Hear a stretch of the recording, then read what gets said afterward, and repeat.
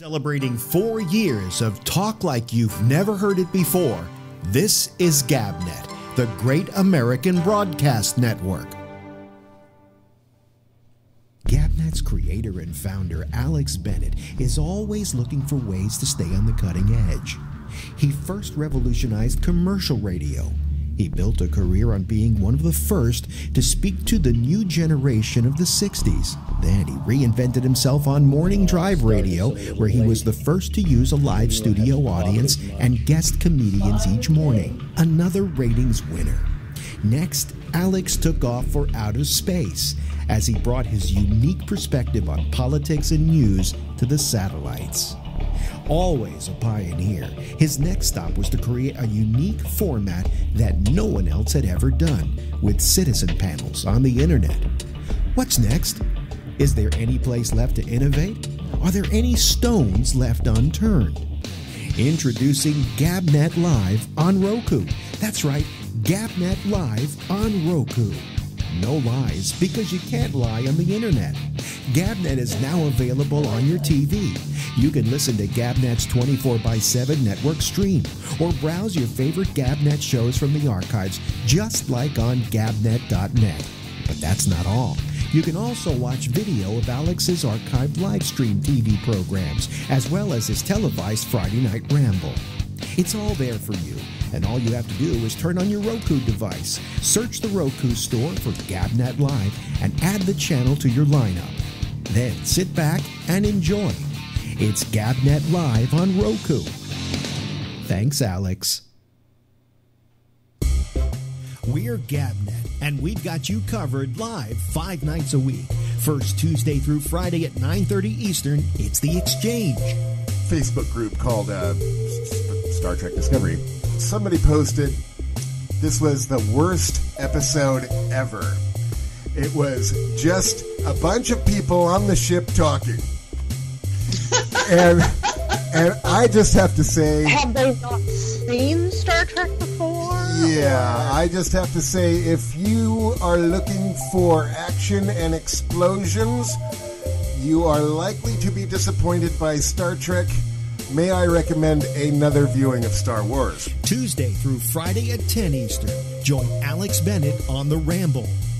So I just had to bear it as it was trying to heal. And then I would be sleeping on my stomach, and then I would turn around, and it had adhered itself to the sheets. And so whatever scab I had... Are you ready for this, folks? Whatever scab I had would get ripped off, and I'd be bleeding like a stuck pig. And so I had to finally, you couldn't put a Band-Aid on it. You know, it was in a place you just had to wait for it to finally take care of itself. Tuesday through Friday at midnight, The Intersection.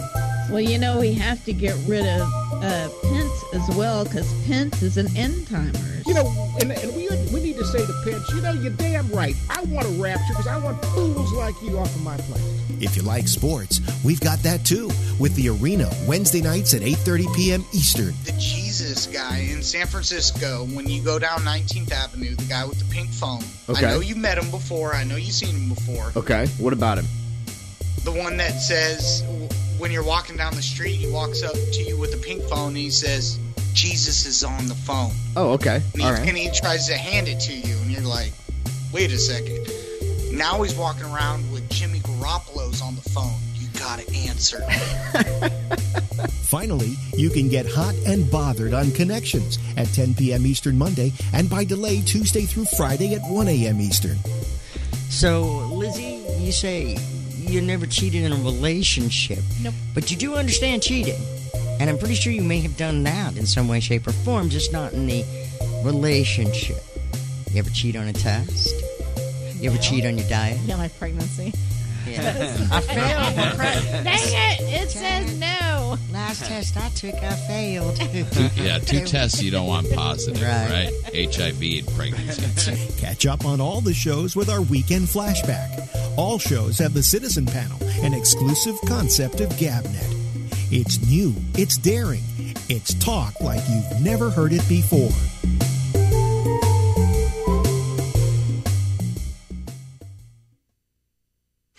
Celebrating 4 years of talk like you've never heard it before, This is GABNet, the Great American Broadcast Network.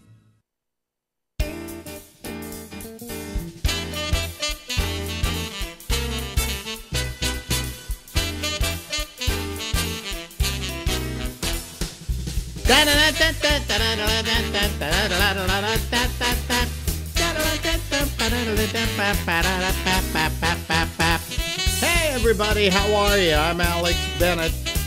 I don't know, this fade button doesn't work when I push it.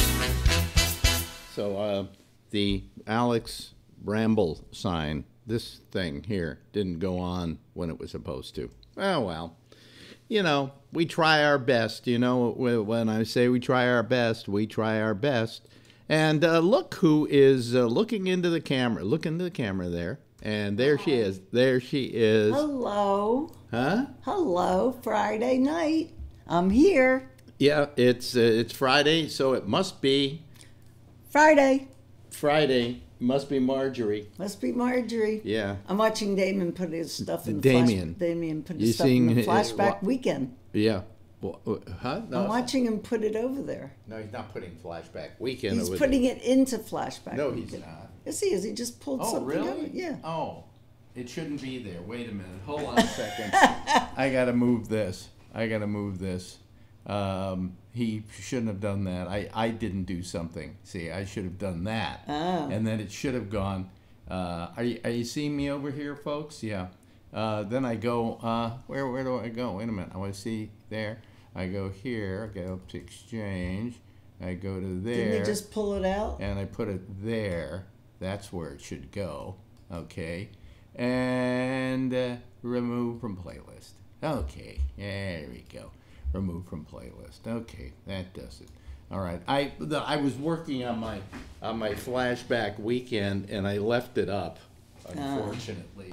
Wait a minute. Let me just stop. Oh, yeah, we stopped that. Okay.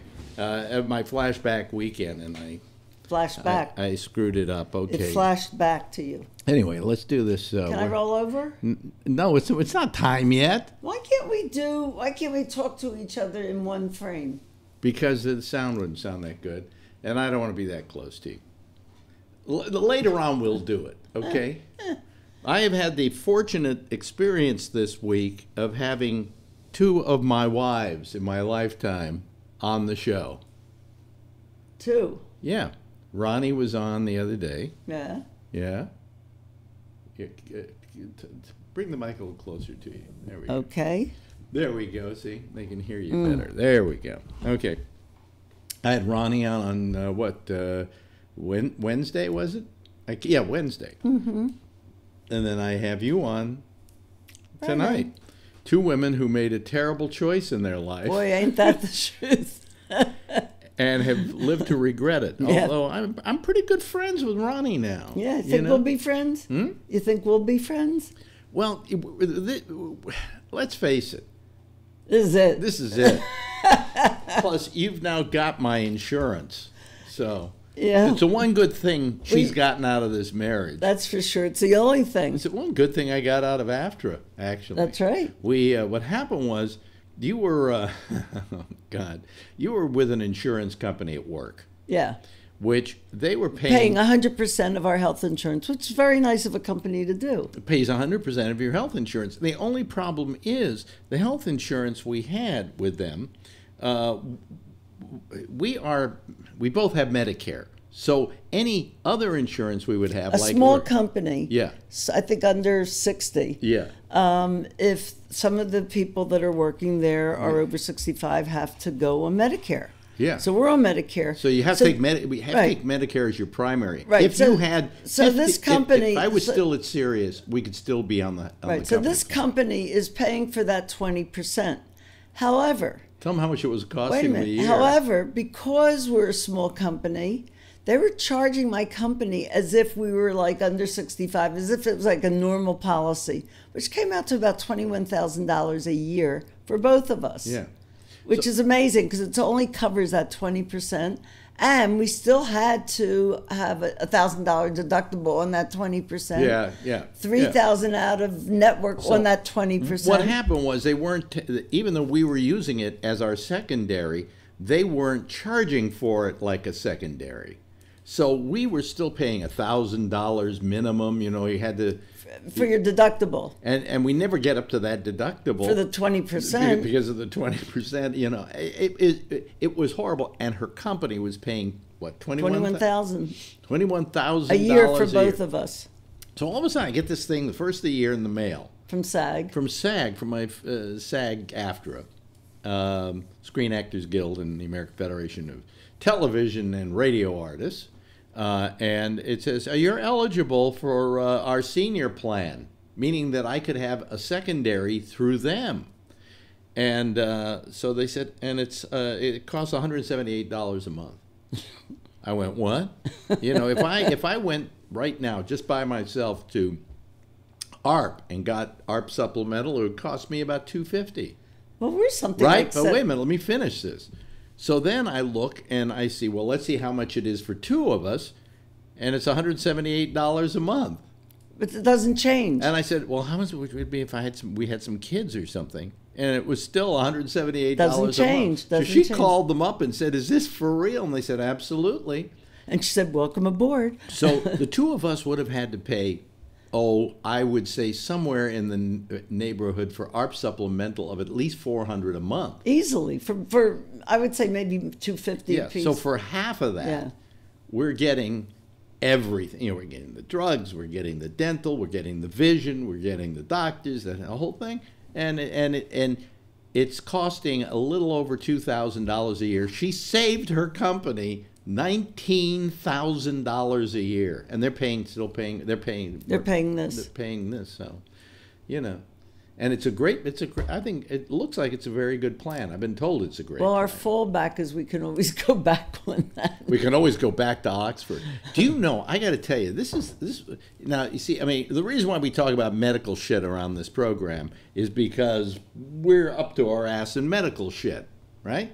We're at that age. No, but the reason we bring it up is, and you're all going to have to go through it, is that it or you may be going through it right now. Well, yeah.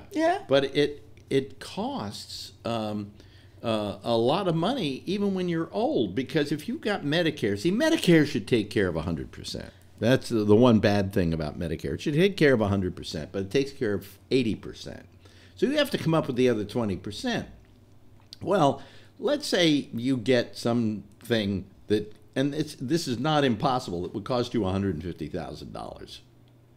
Well, 80% is very nice that they're paying for it, but 20% of that is, let's see here, of $150,000 would be $30,000. And who has that in Do your back have pocket? $30,000? So then you have to get the supplemental insurance.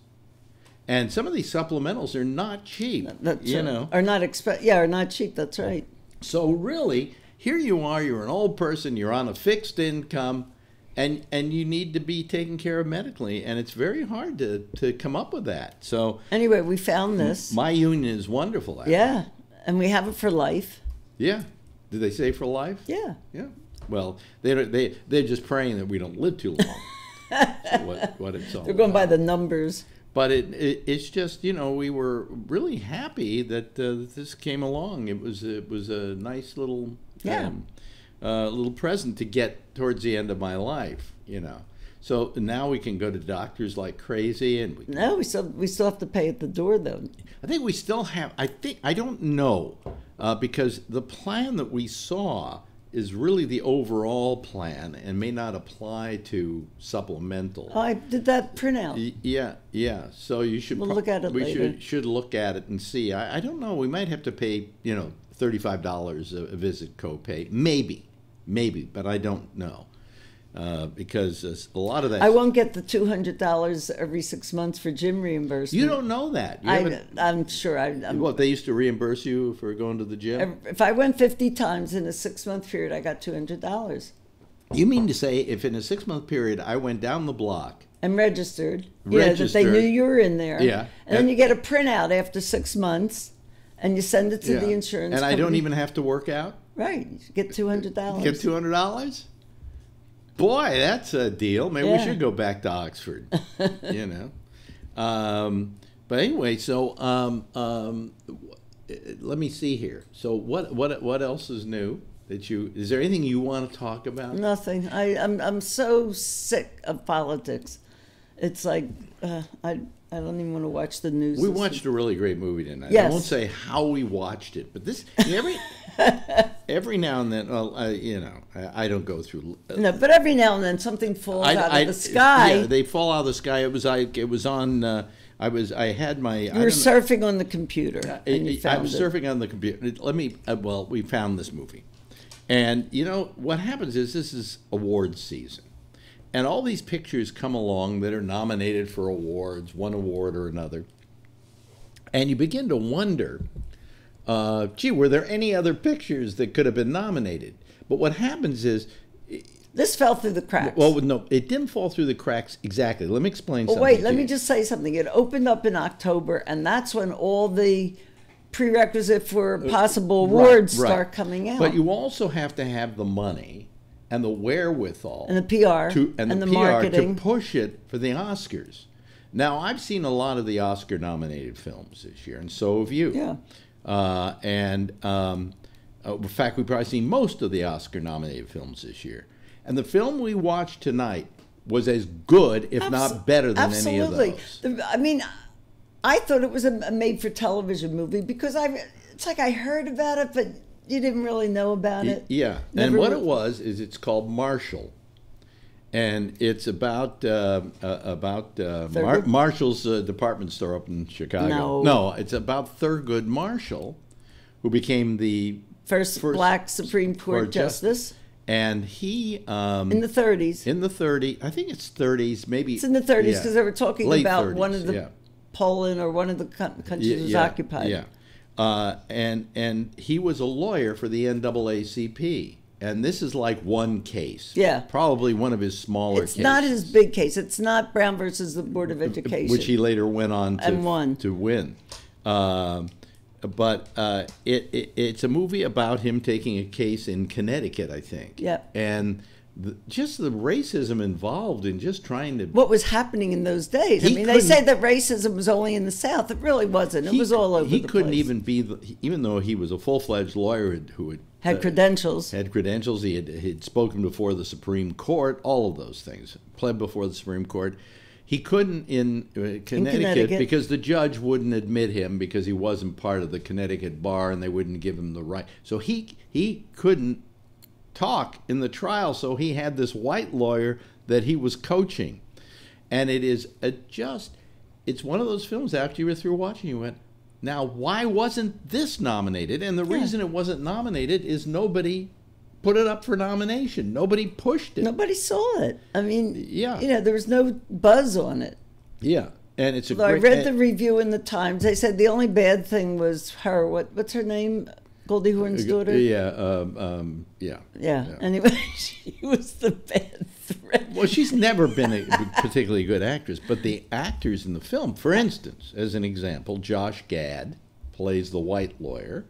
The white Jewish lawyer. Just a white Jewish lawyer who's incredible. Absolutely. In this film. It may be one of the best things he's ever done. Even better than being the snowman in Frozen, or being the sidekick to the guy in Beauty and the Beast. That's right. Dan Stevens is in this film playing the prosecutor. Dan Stevens is from Downton Abbey, and he was the Beast in Beauty and the Beast. With Josh Gad. British actor. Yeah.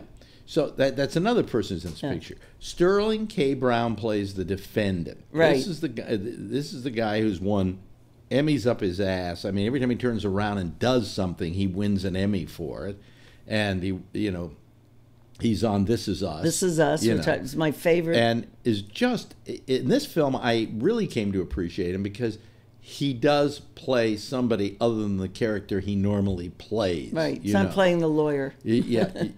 He's playing the accused. In the O.J. Simpson thing that he won for, he played a lawyer. Yeah. Anyway, and the star of the film and producer is Chadwick Boseman. No, my ear is itching. It's itching from this, okay?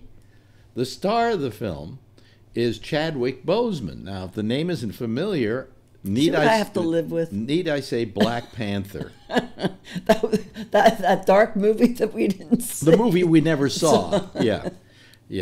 But he was the star of Black Panther, and he produced this film as well. And it is, if you get a chance, I'm sure. And the judge? The judge is James Cromwell, is terrific in it.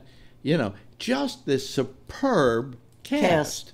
It's a good ensemble. It's a great ensemble, and it's a great picture. It wasn't nominated for anything. Yeah, but you know, but definitely see it. I'm sure Chadwick Boseman says, "Fuck all of y'all. I did Panther, and I'm going to be in the big bucks for a long time." Right, now. I've made my entrance. Yeah.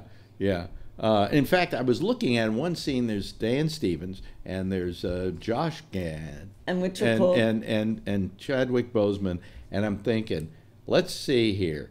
He doesn't need this film because he's Black Panther. He doesn't need this film because he's the Beast in Beauty and the Beast, which was the #1 box office hit of last year. Until this came along. Well, this is going to be the big one this year. And they're going to have to do over $1 billion. Beauty and the Beast worldwide did over $1 billion. Wow. Anyway, and Josh Gad, of course, was in Beauty and the Beast, and he was also the snowman in Frozen. And he was also the star on the Book of Mormons. He was in. We saw him on Broadway in Book of Mormon, and he also had a show with Billy Crystal. Remember that thing? Oh yeah, which was really cute. It was a good show. Yeah. FX canceled it. Anyway, because they're Jewish. The fact is that these are people who normally you see have made their name in other ways, doing straight acting, and just brilliant job. It was really good. It's a nice little piece. Yeah, it was one of those films that when you're through with it, you look at each other and go, "That was good." There was no lull in it. I mean, it just went on. It was very complete. Yeah. Now, by the way, last night I was watching it because there's nothing to watch. Okay, I usually record stuff and so on, and then watch it after the show, so I have something to watch at night when I'm trying to go to sleep. No shows this week. It's you and your fucking goddamn give me the finger. Your Olympics. You know, nobody wants to do anything opposite the Olympics. Chicken. So I was catching up on some stuff I had just grabbed off the internet. And there was a documentary on Chernobyl. Now, call me an idiot, all right? But I didn't realize that Chernobyl was as bad an incident as it was. I didn't either. I thought it was just the area around Chernobyl. I thought it was just Chernobyl, and people had to move out of Chernobyl and whatever. No, this cloud permeated all of Europe and affected the crops. The crops that were just growing, or new crops that were growing. It affected the animals and the milk, for instance, they were producing, or the beef they were producing. Wow. They showed a whole place where they had milk that was, I think, dried or powdered milk they had made, and they had flats and flats and flats of it in this big warehouse.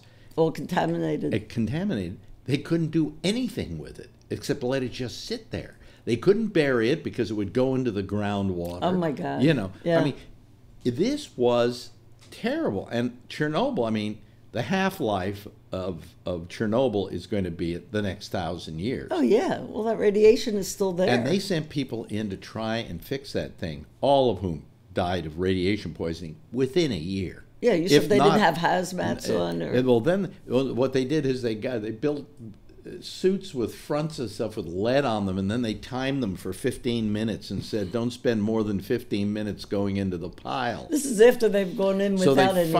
So they built a covering for it. And the covering was so badly built that it started rotting away. Right away. And then, all of a sudden, there was the whole, overthrow of the communist government and the doing away with communism, that everybody forgot to do anything about Chernobyl. And it was the covering was getting worse and worse. There was more stuff leaking out, and it was just terrible. And of course, the town next to it, which was built to service Chernobyl, gone. Nobody living there. It's like a ghost town. So anyway, they finally, a bunch of countries got together and each put in $1.3 billion to contain it. And what they did was it was very, I have to say, this was brilliant. They couldn't go and work where the building was because that would have there was too much radiation still, and you couldn't get anybody to work there for more than a couple of minutes without them having this turnaround. So how do you build something to cover it? What they did is a little bit down the road, they built this giant covering. Took them, I don't know, a year to build. And then you moved it? And then they slid it over the building. And that's how they built the thing. Wow. And that's what's there now. But I didn't realize that it was the impact that it had on the area. And it was just absolutely terrible. I'm getting things ready here. Well, it is 10:26. I'm just saying. All I'm saying is that they really, that was really a disaster. That was. You know, far more of a disaster than I ever realized until I watched this thing I didn't think it was that big. Yeah. I mean, but crops that were growing, but what about future crops? What about the soil?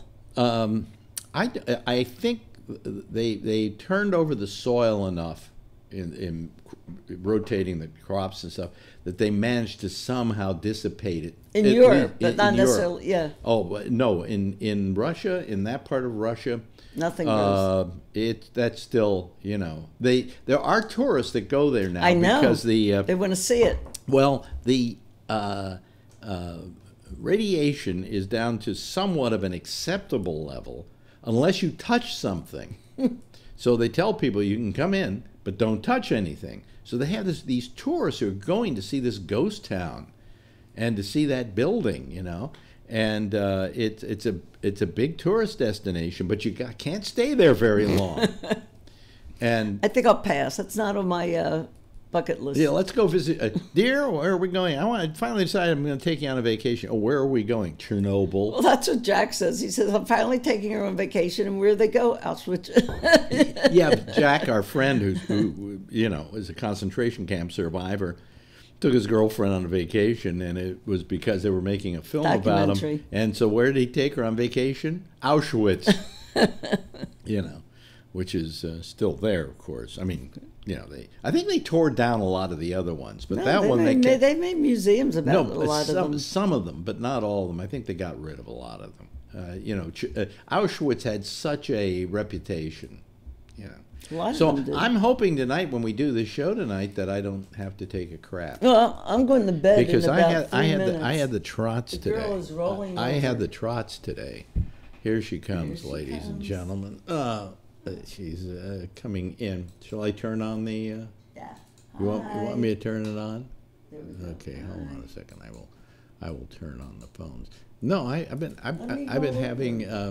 Hold on a second. I got to get rid of some stuff. Just stay there for a second, and then I will move. Okay. Jeez Almighty, you don't let up, do you? Nope. There, I had to do some stuff. I have work to do here. There we go. Now you can come in here, and I'll even turn the mic more towards you so they can hear you. Thank you.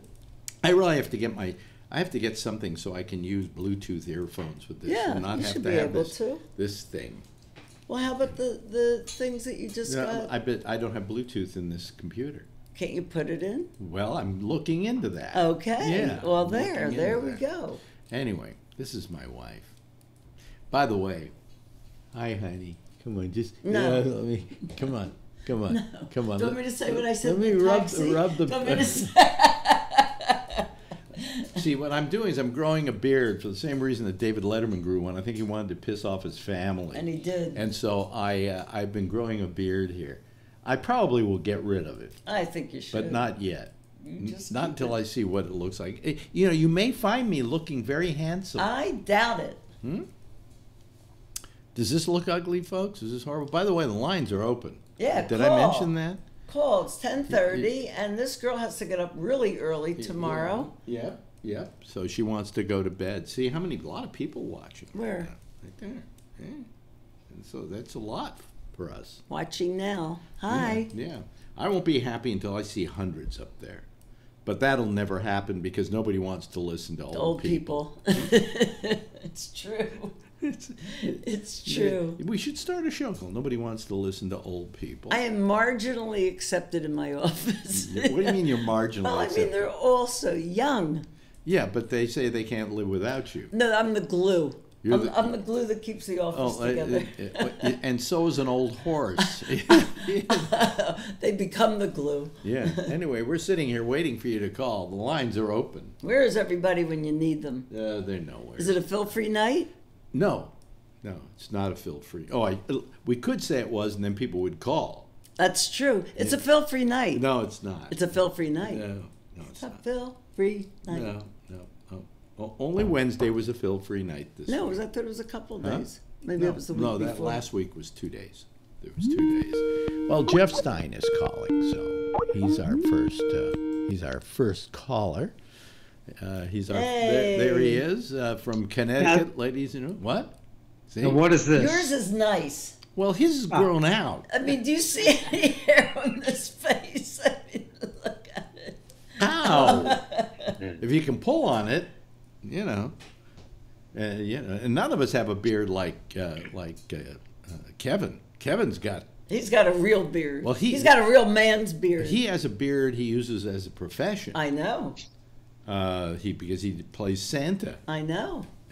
At Santa Claus time. That's true. Yeah. So how are you tonight, my friend? Good. We're very good. Yeah. I don't know. I went to the gym today. And me too. Home again. Yeah. Well, I'm going to be going to the gym at least once a month now. You're going to be going by the gym. By the gym, You're because it's right gym. next door to where our new place to get our prescriptions is. So, you know. Hey, Charlene. Oh, hey, Charlene's calling here. Let's see here. There she is. Hello, Charlene. How are you? Charlene, there she is. There's Charlene. Hey, how you doing? Oh. Hi. Now the question is, where's Phil? It's a Phil-free night. It's Phil-free Please night. call. No, it isn't a Phil-free night. Well, it is. Do you see Phil? Yeah, I So guess it's a you're Phil-free right. night. So far, it's a Phil-free night.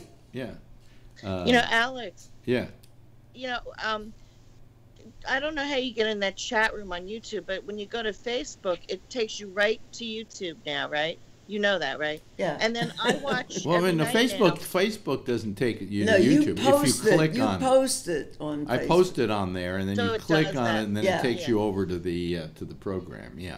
That's really cool, and the quality is great. Well, Yeah. the quality Like of this tonight. YouTube quality, I've been amazed with. It's very good. When I did Facebook, I could count that every now and then it would either go down, or I'd have to reboot it, or start it, or whatever.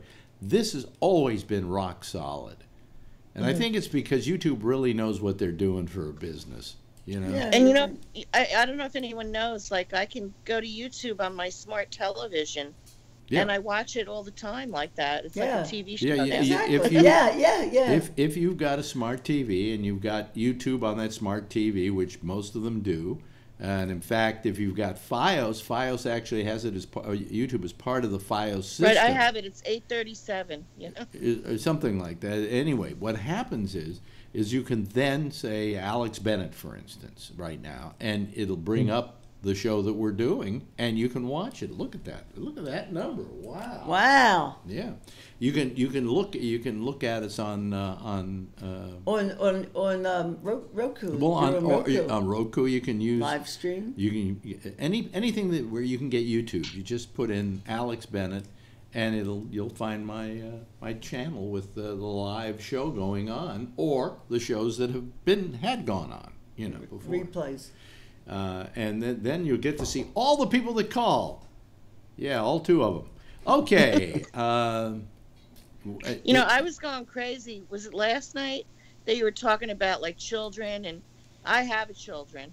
You have a children? And oh my God, like a lot of my friends now, we're having a lot of trouble with them, like. Yeah. And you guys would, you're talking about the Phil-free night. Phil's theory is that like they're all on drugs that their parents give them and all that stuff, Yeah. But it's just scary, these millennials, because Yeah. they're very scary because they're always on the computer and they're on the phone. It's totally and they don't leave different. the house It's totally, and, totally different. Hi, Yeah. there's Vernon Nunn. Hey, Hi, Vernon. How are you this And evening? with that, I'm going to say good night. All right. Good night. Nice seeing you. Everybody, Good night, Marjorie.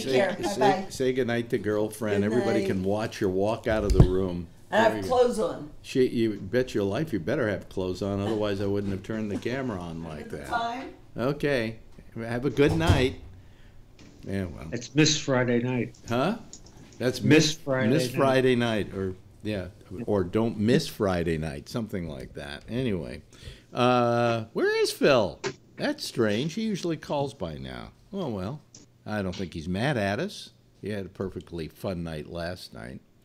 No, I don't think. Alex. Yeah. What's your other wife's name again? Ronnie. Yeah. She was really good too. I watched it like a television show. Yeah. It had great quality, and she's like a great woman to listen to and stuff with her stories. And that, Yeah. I mean, of course, her health story is amazing, right? Well, for the longest time, if anybody wants to read a very interesting blog, it's called timegoesby.net. And it is a blog she does about what it's like to get old and all the problems with being old, and what you're doing when what to do when you're old. And it's really very good. She's very much an expert on aging, having done it herself. But what's interesting is she got pancreatic cancer. And what she said to me was the other day on the show was that she thought she knew everything about getting old, right? Because she'd become an expert on it. Mm-hmm. She said, I had no idea till I got pancreatic cancer what it's like to get old. She said, I had no idea how profound disease affects your life, and kind of, you probably know that yourself just from your own experience, right, Jeff? I think so. Yeah. It depends. A lot of people think it's like you have heart surgery and this and that. Yeah. And it takes a long time. And I remember one surgery where what my wife said, the day that I woke up, so to speak, I was like 100 years old immediately. Mm-hmm. I just had no energy, no strength. Yeah. Could hardly say anything. It was just like they took everything out of you. Yeah. Of course, that was a 10-hour surgery. Yeah. Well, so they were pretty tired themselves. Her surgery, if I remember correctly, was something like either 14 or 17 hours. I could have been. Now, does a doctor sit there and do an operation for that long, or do they have other people that take over for them and they go out for a cup of coffee? Right, to have breaks. Nope. Right. Really? They're in there for that long? Yeah. I mean, I've been in many surgeries, because I develop products, and so I've been to lots of surgeries, and I've seen some that are 10 hours, and sometimes the other doctor, like his boss, would come in and say, "Come on, buddy, let's get over it." Yeah. Wow. We need other people to use the room, kind of thing. Well, I don't know what happened. Yeah. Somebody's waiting. Yeah. Yeah.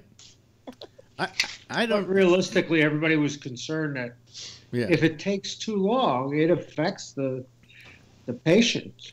Well, I mean, if you're going to be under the juice for that long, it's got to be. I don't know what it's even like to wake up from something like that. Alex. I've never. Look. Do you see my hand? Yeah. What happened? I had. Remember, I told you I had like trigger finger and carpal tunnel. Yeah. Well, they did this surgery. I don't think it was that long. It was like maybe an hour or two. Yeah. But get this, Alex. The anesthesiologist told me that I have a very small throat, so I shouldn't have been in a surgery center. And I said to him, "Oh my God, am I Joan Rivers?" Like they weren't laughing. People out here don't have a. Oh, you want to hear a funny story? Remember, Joan Rivers went to the surgery center for her vocal cords, and she passed away. He told me that if they ever had to intubate me, like I should be in a hospital because of my small throat or something. Yeah. I mean, I thought that was wild. Girlfriend had to have some kind of surgery, procedure, right? and I can't remember what it was. And what happens now is a lot of doctors who normally used to do procedures in their office, or they had their own operating room. I mean, like my gastroenterologist had an operating room in his office so he could do colonoscopies and things like that. But now he can't do that. They passed a law where you have to use these medical centers or whatever. They're not necessarily hospitals, but they're well, anyway, girlfriend had to go get something done, and I can't remember what it was now, and she had me pick her up, so I drive over there to pick her up, and I suddenly realize where she was being put out under was the place where Joan Rivers died. Oh, no, you're kidding, yeah, Alex. Yeah. They were taking selfies of themselves with Joan. Yeah, in that place too. but they got in trouble for but that. no, but she was just, and I went, I know this place. I've seen this on TV. This is the, I don't know, it's called the Manhattan something or another. Her daughter sued them. Surgery Center is what they call them. Yeah, yeah. Yeah, the daughter can't discuss how much the settlement, but she got a settlement with them, and Yeah, well, I think she'd much rather have her mother, but I know. It's, that was one of those kind of tragedies that happens that could have been prevented. I know, that was awful. And it was just, I love Joan. That's why anytime you go in for anything, and you go in for something very simple. Who is Max Min? I have no idea who Max Min is, but I can't put him on the air because he isn't one of us. But wait a minute, I could probably call him. Oh, wait a minute. I'll bet he asked to be accepted, yes. Okay, Max, let me call you now and add you to the group and see if who the hell Max Min is. Let me see if there we go. Let's see. Is this somebody we know? Of course. Is that who is that? It's Max. How are you? It's Max. I haven't seen you. From Germany. Well, I haven't seen you in a long time. Max is calling us from Germany, folks. Sprechen Sie Deutsch? Ein bisschen, natürlich. Ich kann mehr verstanden. Yeah, I was watching. There's a show on Netflix that was made in Germany. It was the most expensive TV show ever done in Germany, called Berlin Babylon. And it's I've been watching it. It was done by the guy who did Run Lola Run. Somebody's making a lot of noise. Yeah, somebody is making a lot of noise, and I don't know who that is, but you're being bad. And show us more of your face, Max. There we go. Yeah. Oh, there. You see. I can modify this stuff. Yeah. Anyway, and it's funny about German as a language. I call it funny English. You can kind of almost understand it. You know what I'm talking about? Oh yeah. It's not easy. Yeah. One day I was in Germany. I was watching Family Feud in German. With Richard Dawson. And he'd say something like, asking the question, somebody would say what it was. And he'd say, "Gib mir Hansel and Gretel," and you go, I know how to speak German. But anyway, how y'all doing? I came up with a theory today. We've been for the last many nights. We have been. I hope Phil's okay tonight. He usually calls early. Yeah, I thought he would call in when you talk about him. He usually does. Yeah. It was pretty quiet last night. He kind of died out last night. Yeah. But Phil, if you're listening, we want to hear from you. It's not the same without you. Good for ratings. We don't have anybody to pick on. This could bring him out. This could bring him out of the woodwork. Suddenly there was some conversation going on television tonight. It turns out now that several companies are refusing to do business with the NRA. These are companies that they rely on for, like Hertz has said, we're no longer going to give a deal to members of the NRA. MetLife was one. MetLife was another one. Several credit card companies that have issued NRA credit cards are doing away with the NRA credit cards. And so then something was brought up as a side kind of thing, just as an offshoot of what they were saying. And I went, God, that's a great idea. The question is, and it continues to be, what do we do about the whole gun thing. How do we stop guns from being sold? And somebody said, why don't we start urging the credit card companies to allow their credit cards to be used to buy guns? Oh, that's a good idea. You know, if all of a sudden Visa, MasterCard, American Express said we're going to pull our stuff away from all the gun stores in America for credit cards, that would help.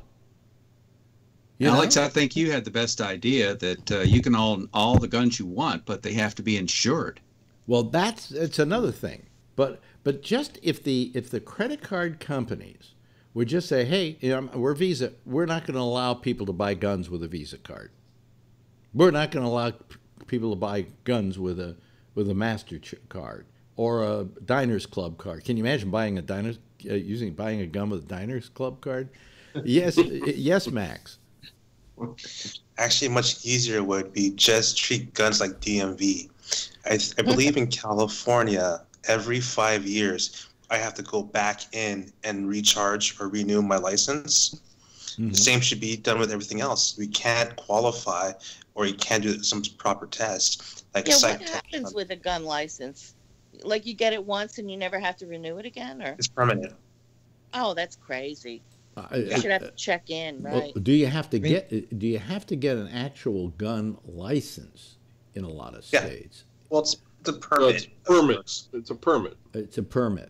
Like a hunter. Okay, so you don't have to show any expertise or anything. You don't have to show that you understand safety. You don't have to understand anything about the gun. No proficiency or anything like that. That's terrible. Right. So, yeah. Wow. Mm-hmm. Well, anyway, so I thought that was a great idea.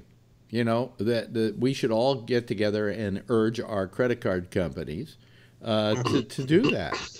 They can certainly, when people want to sell stuff in a store, they have to apply to MasterCard to get the right to use MasterCard or to use Visa or whatever.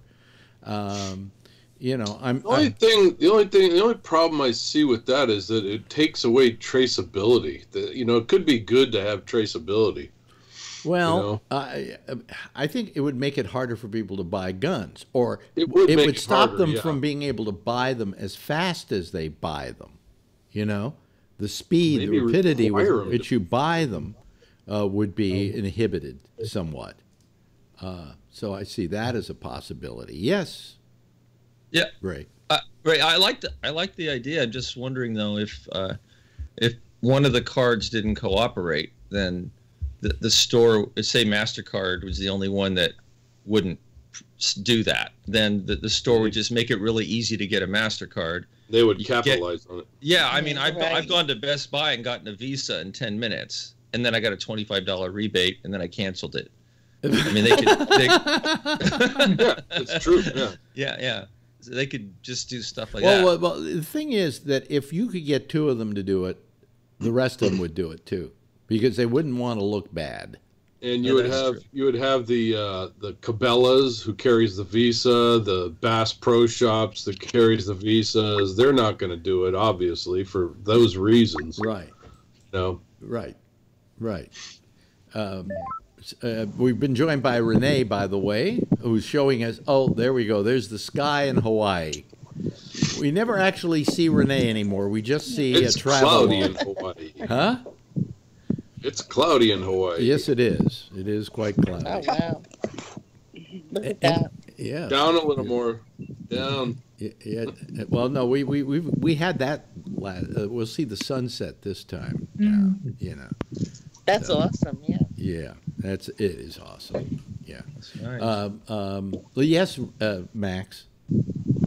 There's actually two games. Your theory is quite good, except that most. Wait a minute. Let me hold on a second. Just a second, Max. If you can hear me, Renee, mute your microphone because the wind is. I don't really have a microphone. I'm talking to a. No, not you. No, it's Renee. Yeah, maybe it's Renee. I said Renee. Yeah. She's got the wind is. There we go. Very well. You did it there for a second, Renee. But there we go. Oh well. I don't know. Renee, can you hear me? She can't even hear me. Just turn your mic off. Mute your mic. Mute. There we go. No. No, Anyway, Max, try and talk over the wind. Well, okay. My dad loves guns. God bless his soul. And but he normally pays cash and normally goes to a gun show in order to buy his whatever he buys. Yeah. So that's one problem with it. That's one problem with it. But there's one option is whenever I transfer money from US dollars to euros, anything more than 10,000, I have to contact IRS, or IRS knows because of traceability. So from Bank of America to Deutsche Bank and then to my account. Yeah. So there has to be that way. There's a line of trace where you can trace it back to a source account. Right. Why they can't? If the IRS is that particular, obviously IRS has to do because of money purposes. And I understand this. Why not apply the same theory over to guns? So you had to have a source, destination, you know, and use it with somebody ATF or gun, whatever. But whatever there's the gun obviously a reason why they've never done it, and they aren't doing it, right? Wait a minute. Hold on a second. Wait a minute. Hold on. This is driving me nuts. Renee, can you hear me? Renee? Let's see if maybe we can send her a chat message. Send her a chat message, yeah. Tell. Oh, yeah, Renee. Wait a minute. I see she has chat on here. I could. Oh, there we go. Wait a minute. Hold on. Well, she was calling on another line. She was using another phone, another machine to do it. Oh well. She's probably. Oh, your birds. Still the wind. Yeah. I mean, it's nice to hear the birds. Oh, listen to that. That's nice. Where the hell's the chat go? There it is. Yeah. No, that's not it. Well, the chat on. She's on the chat on. There it is. I got it. What you got her on YouTube chat? Let's see here, Renee. The wind is too loud. Mute. Oh, I see it. Renee, mute the window came up. Yeah. Mute the.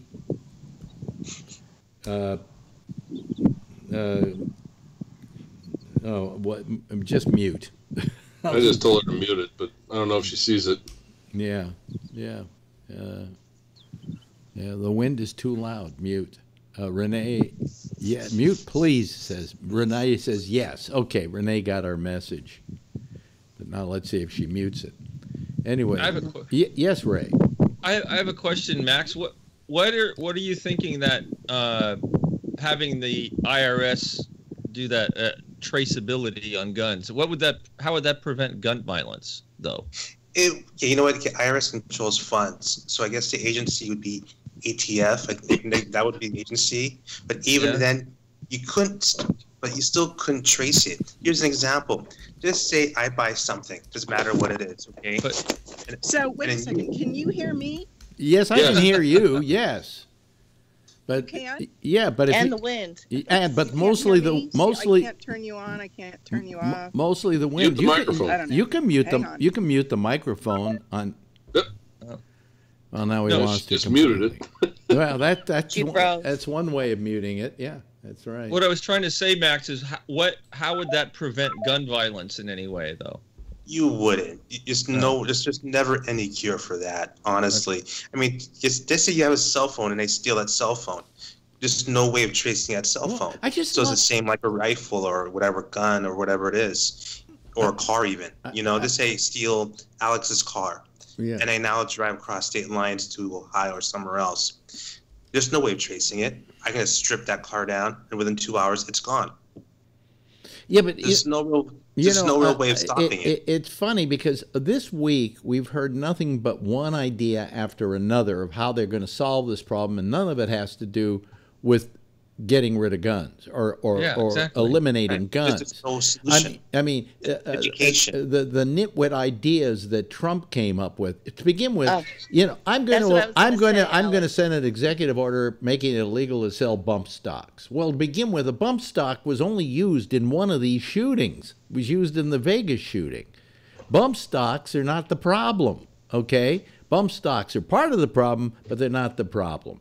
And then he says, then we're going to arm the teachers. That's a really stupid idea. He's still saying that, like he was saying it again last night. Yeah. On the news. The one thing that everybody is afraid to say, because I guess, the NRA has like been blowing them all, is hey, we got to do something about the promiscuousness of the sales of guns. We have to limit the way in which people buy them or use them or whatever. And make them traceable, like Right. Yeah. Well, the reality is that it's been going on for so long. There's so many guns in the world right now.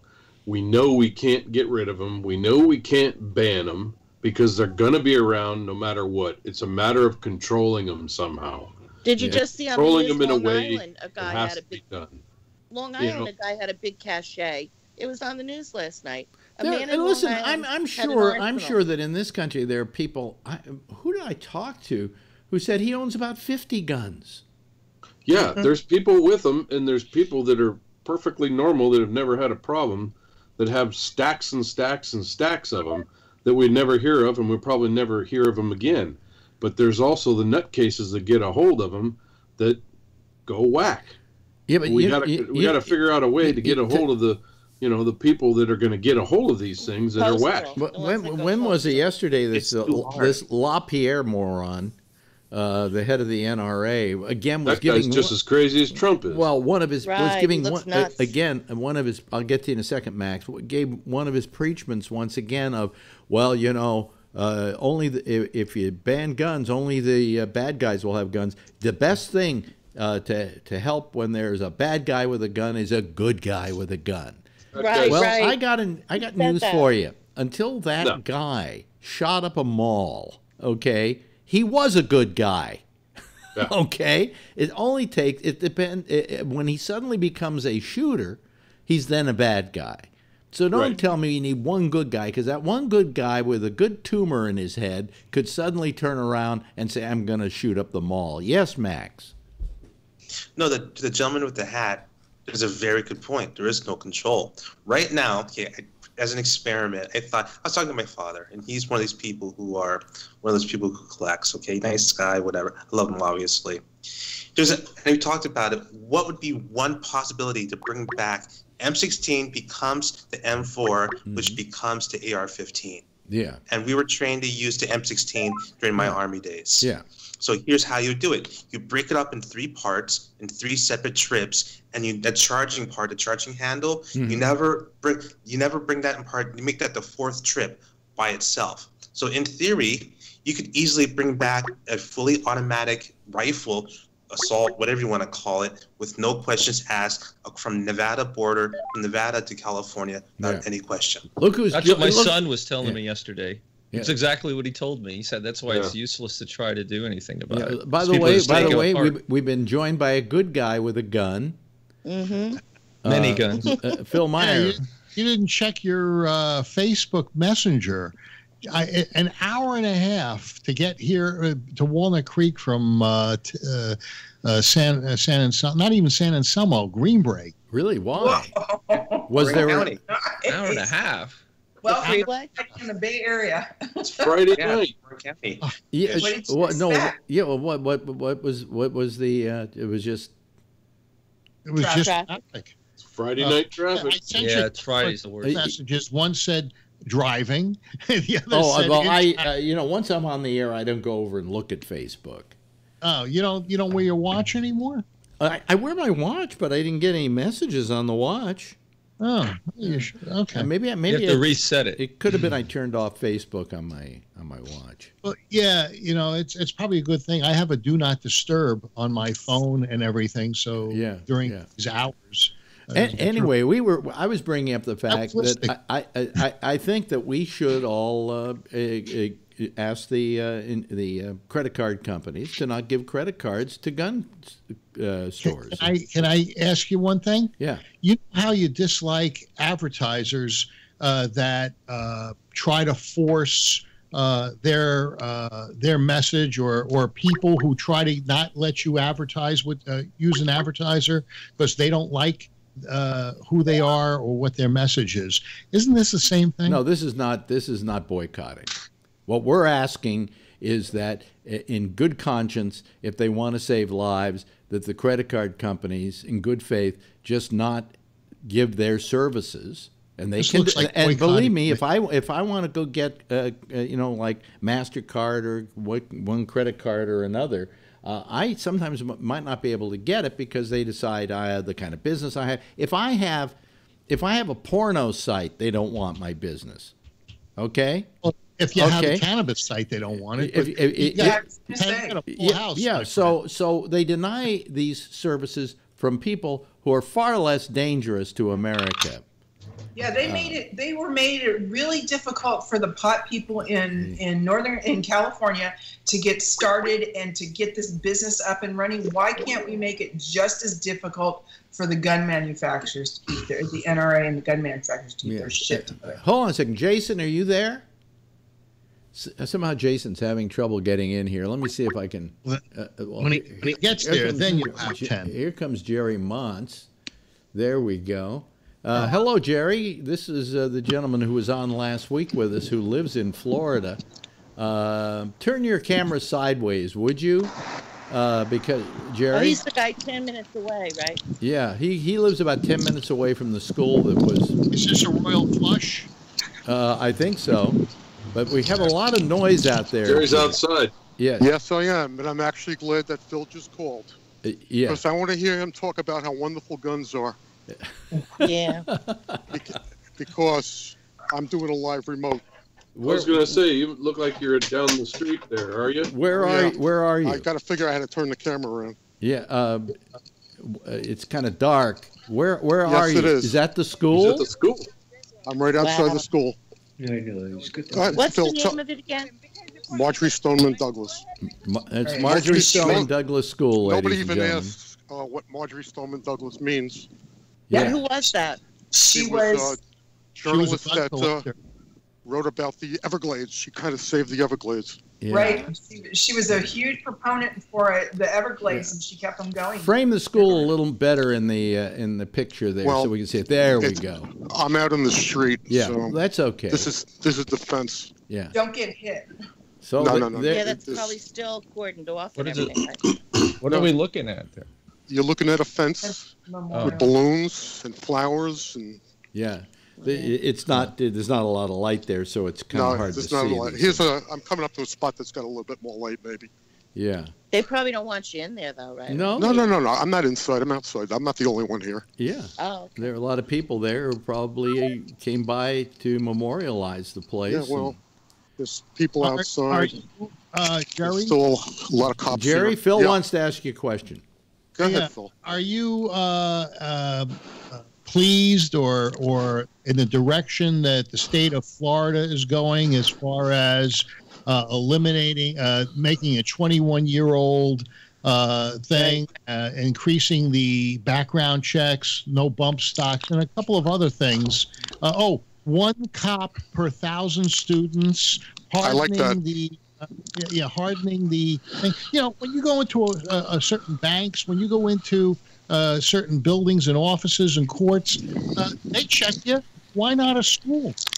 Right. Well, they don't want the kids to feel like they're in prison. Well, that's why they want the concealed carry thing for the 20% of the teachers, because then they won't see it. But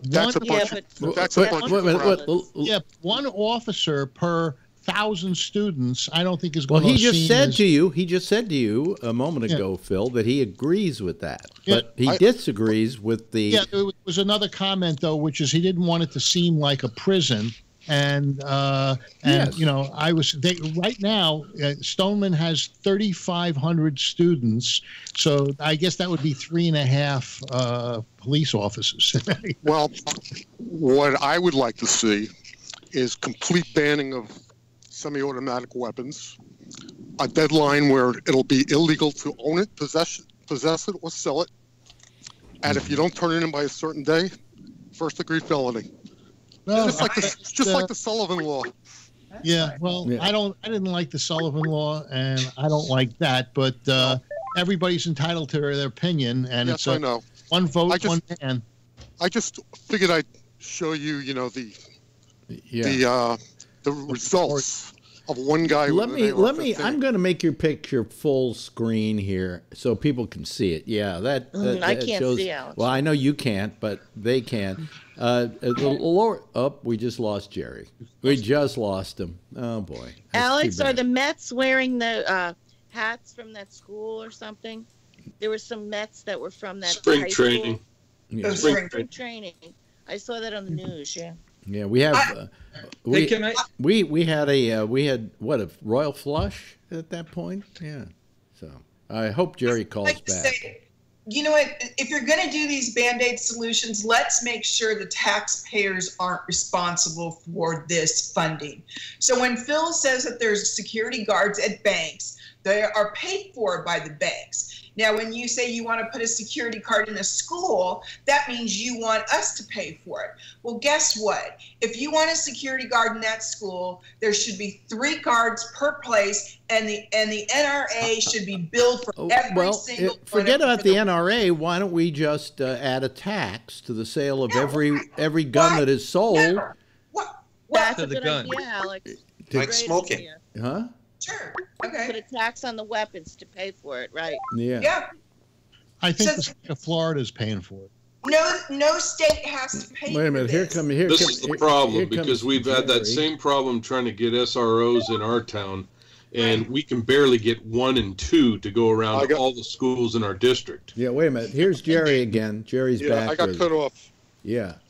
It's hard to do this on an iPhone. I no. True that, and we applaud your effort, by the way. You know something is gee, I don't know. Are you there, Jason? See, Jason isn't there, and I can't get a good picture. Get rid of him. Does it have something to do with his wife's account or something? I don't know. I'll remove him from the group though, so that you I got can. 10. And he was out of town, and he called in on some other thing. Yeah. Well, I'm trying to get this so we can. We you can't actually take another person, but we do have Jerry, and let me make him full screen You again. have a royal flush. So Here's 17 crosses. yeah, A look at picture that. Oh, See if you can see that, folks. It's These are a the bit 17 dark, crosses. but wow, They talked about that on NRA on the National Public Radio. yeah. Oh So boy. they talked about they want to destroy part of the school that a lot of the stuff happened in, right? Tear it down. Yeah, they want to. As a matter of fact, this is the building right here. I don't know if I can zoom in on that. Oh, where it all happened.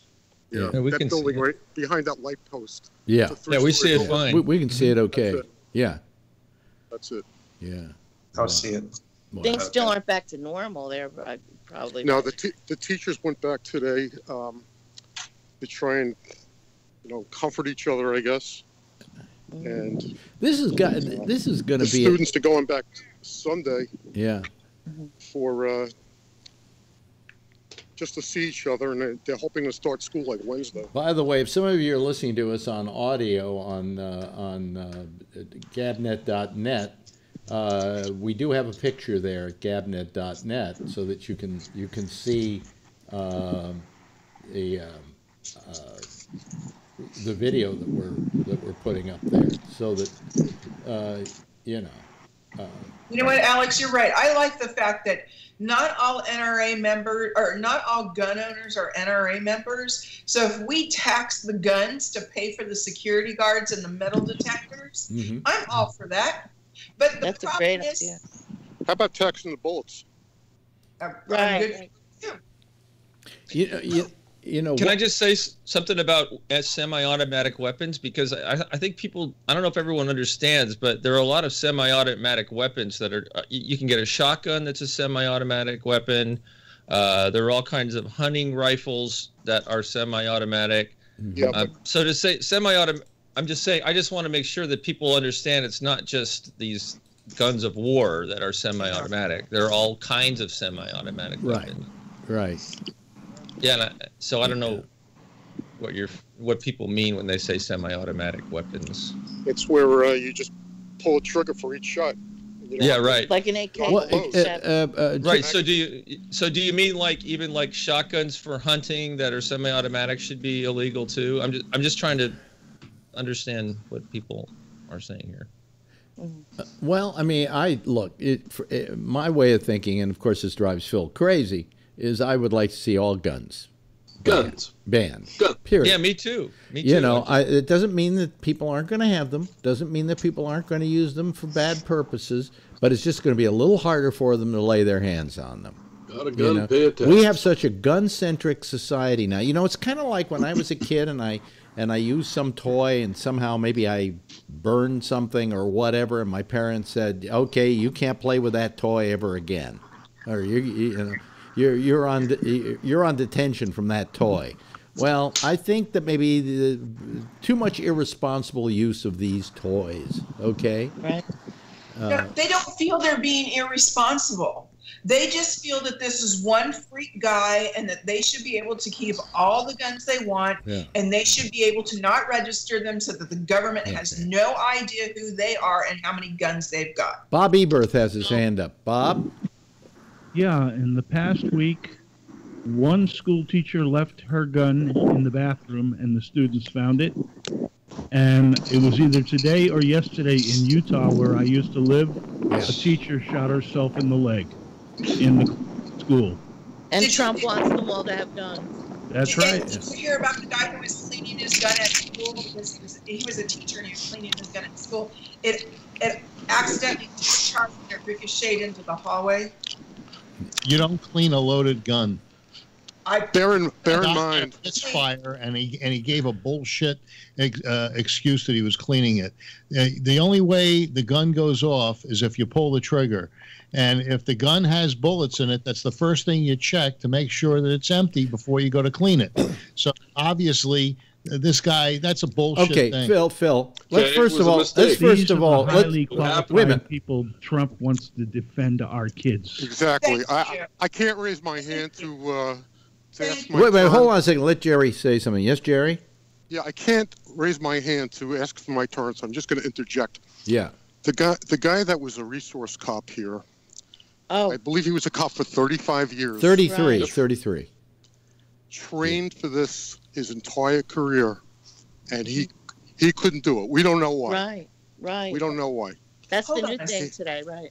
I heard on the radio, not the radio, on the news tonight, that 3 of the deputies from Broward County showed up, and they didn't go in either. Right. By the way, if you're listening to us right now somewhere, if you can get to a YouTube, we actually have pictures coming directly from Jerry Mons from the school. In fact, I will show it again. What are those flashing lights, That Jerry? is the main entrance of the school, where there's a gate, and this is the single point of entry during the day. So that's where the guy came in. No. Okay. Oh, no. What happened was 20 minutes before dismissal time, they opened up all the other gates for 3,300 kids to leave school.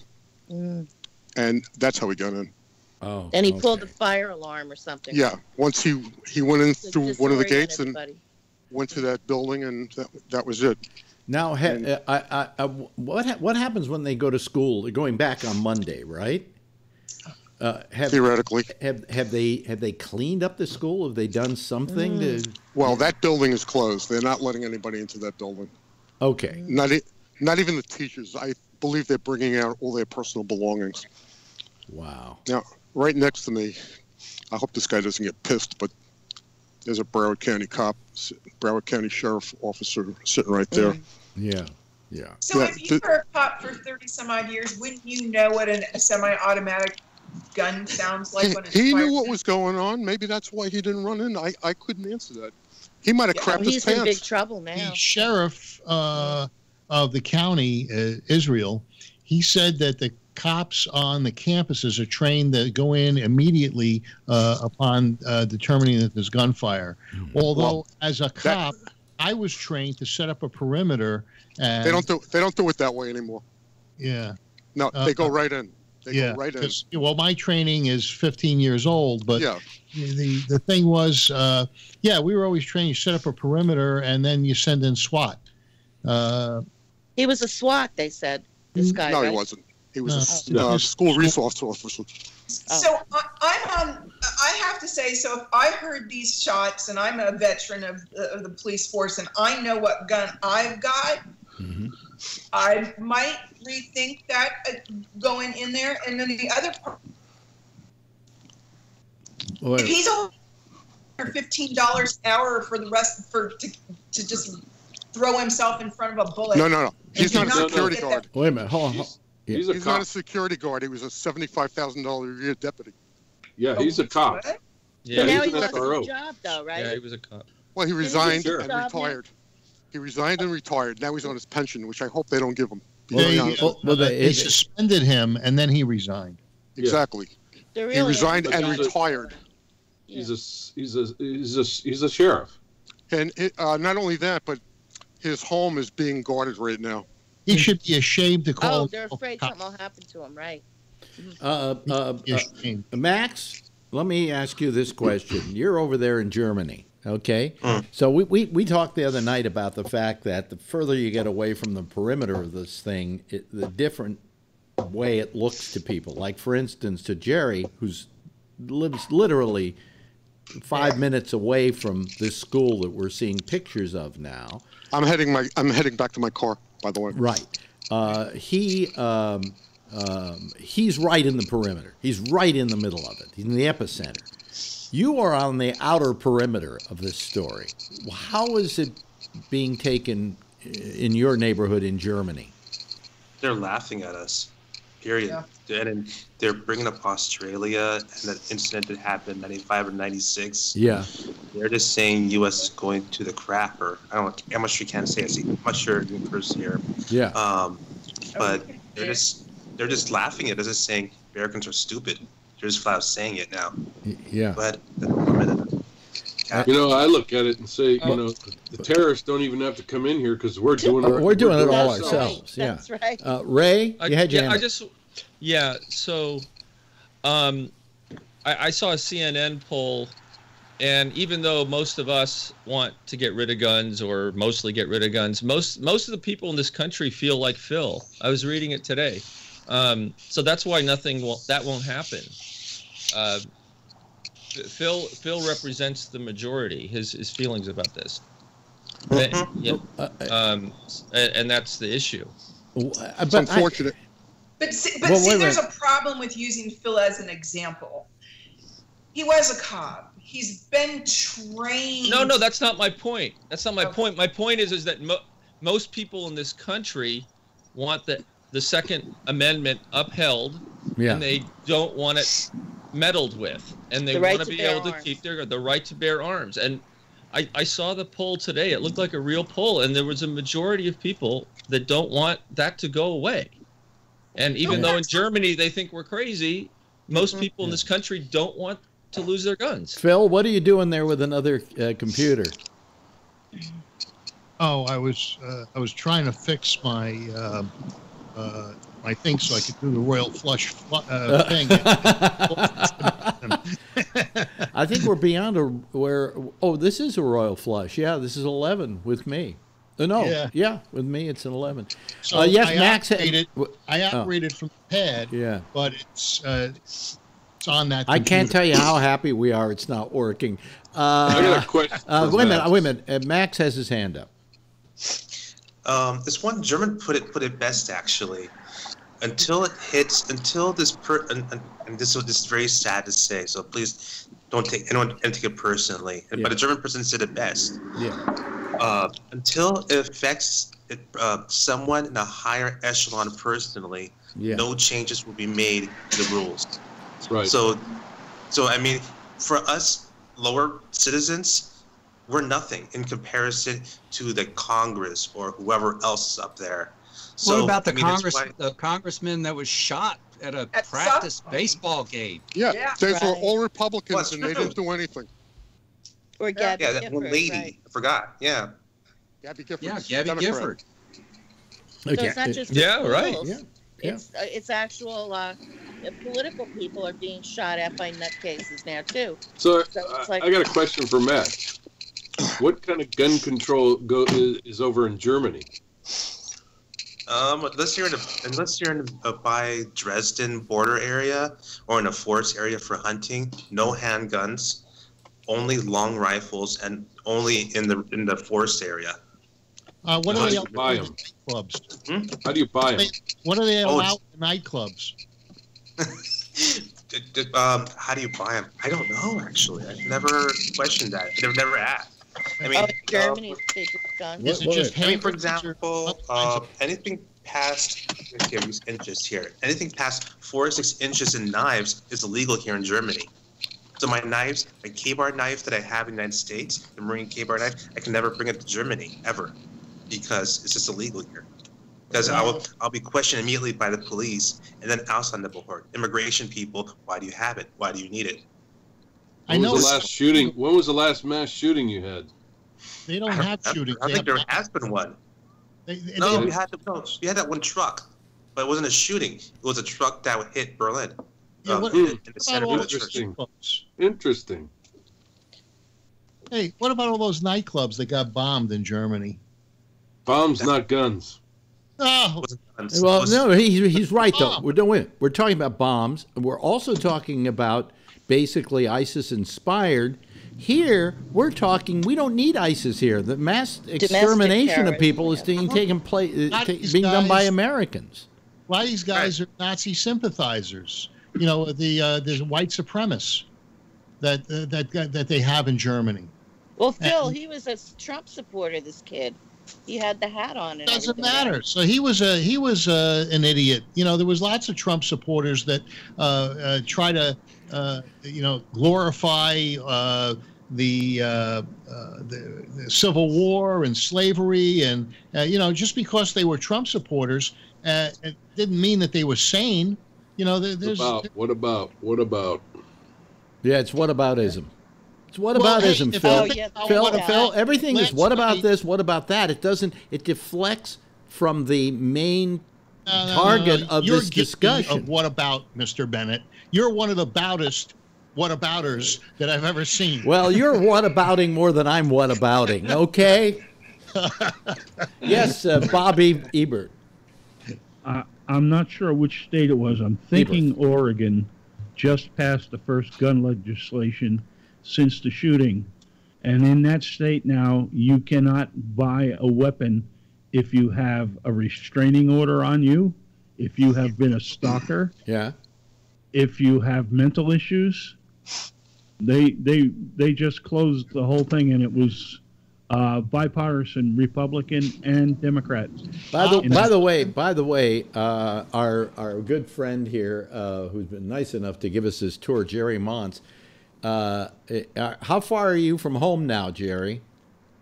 I'll be home in about 5 minutes. In about 5 minutes. He's driving? Yeah, so he's driving from the school, so you can get some kind of idea of where he lives. And then we'll all go over to his house and rob it. My wife is watching at home, so honey, put up some coffee. I hope the speed limit's not 35 because you're going to get a ticket. It's 40. Oh, it's 40 over here. Yeah. What's happening to the shooter? What's your wife's name? Can we say hi to her? Do you think your governor, Jerry, has proposed some things? Do you think all those things are good? I think it's a good start. Yeah. I think the age should probably be 25. Why should it be 21? Well, they made it 21. I know it'll never happen. I've never understood age limits for this reason. Like they used to say, you can't drink till you're 21. What? All of a sudden, when I hit 21, it's good for me? You know? It's not that. It's just that we talked about this the other night.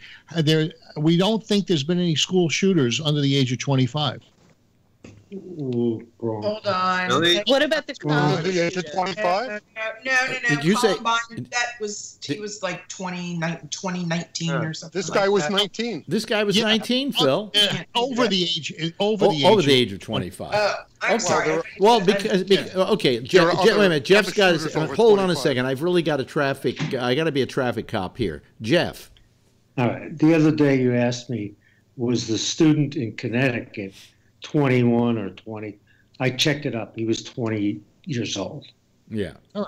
The reason why school shooters are young is because this is the place they know and they relate to, Phil. It's like a 25-year-old isn't even going to know where the front door is. So one way of reducing these school shooting instances is to not allow someone under the age. Then how do we stop? How do we stop in Las Vegas? Well, then that how do we stop the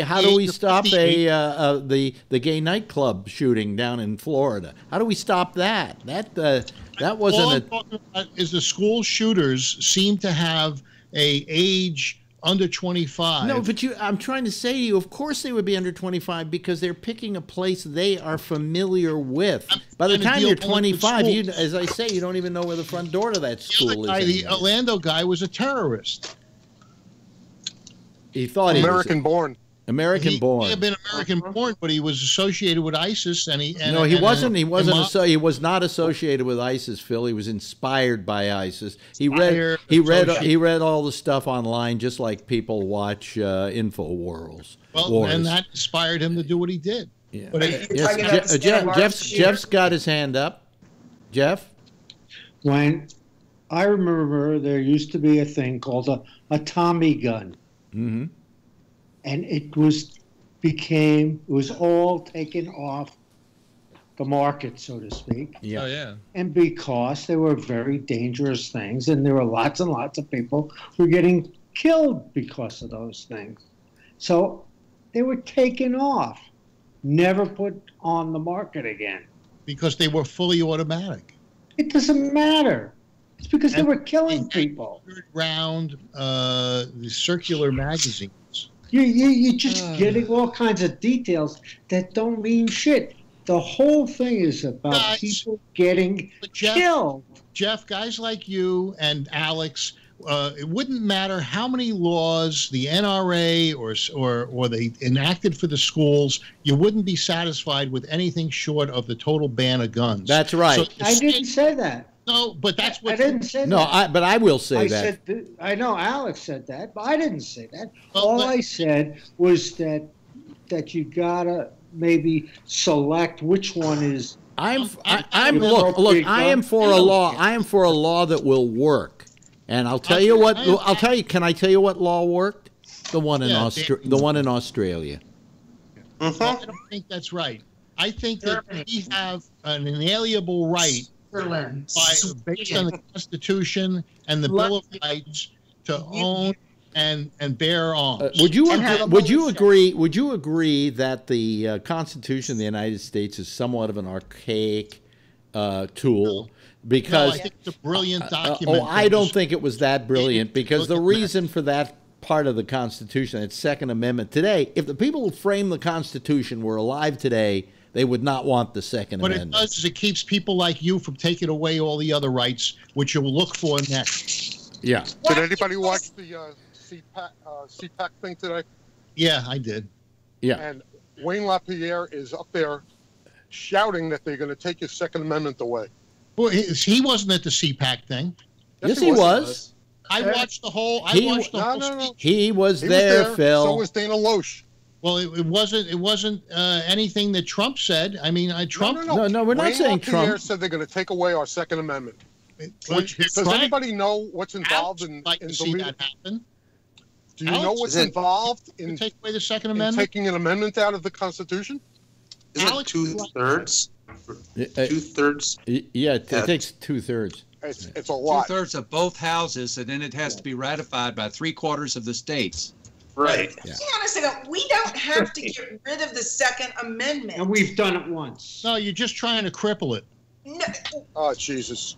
Okay, that's you. Get rid of it. You just want to. You just want to. Yes, I want to cripple it. You're goddamn right. I want to cripple it because the Second Amendment is crippling people.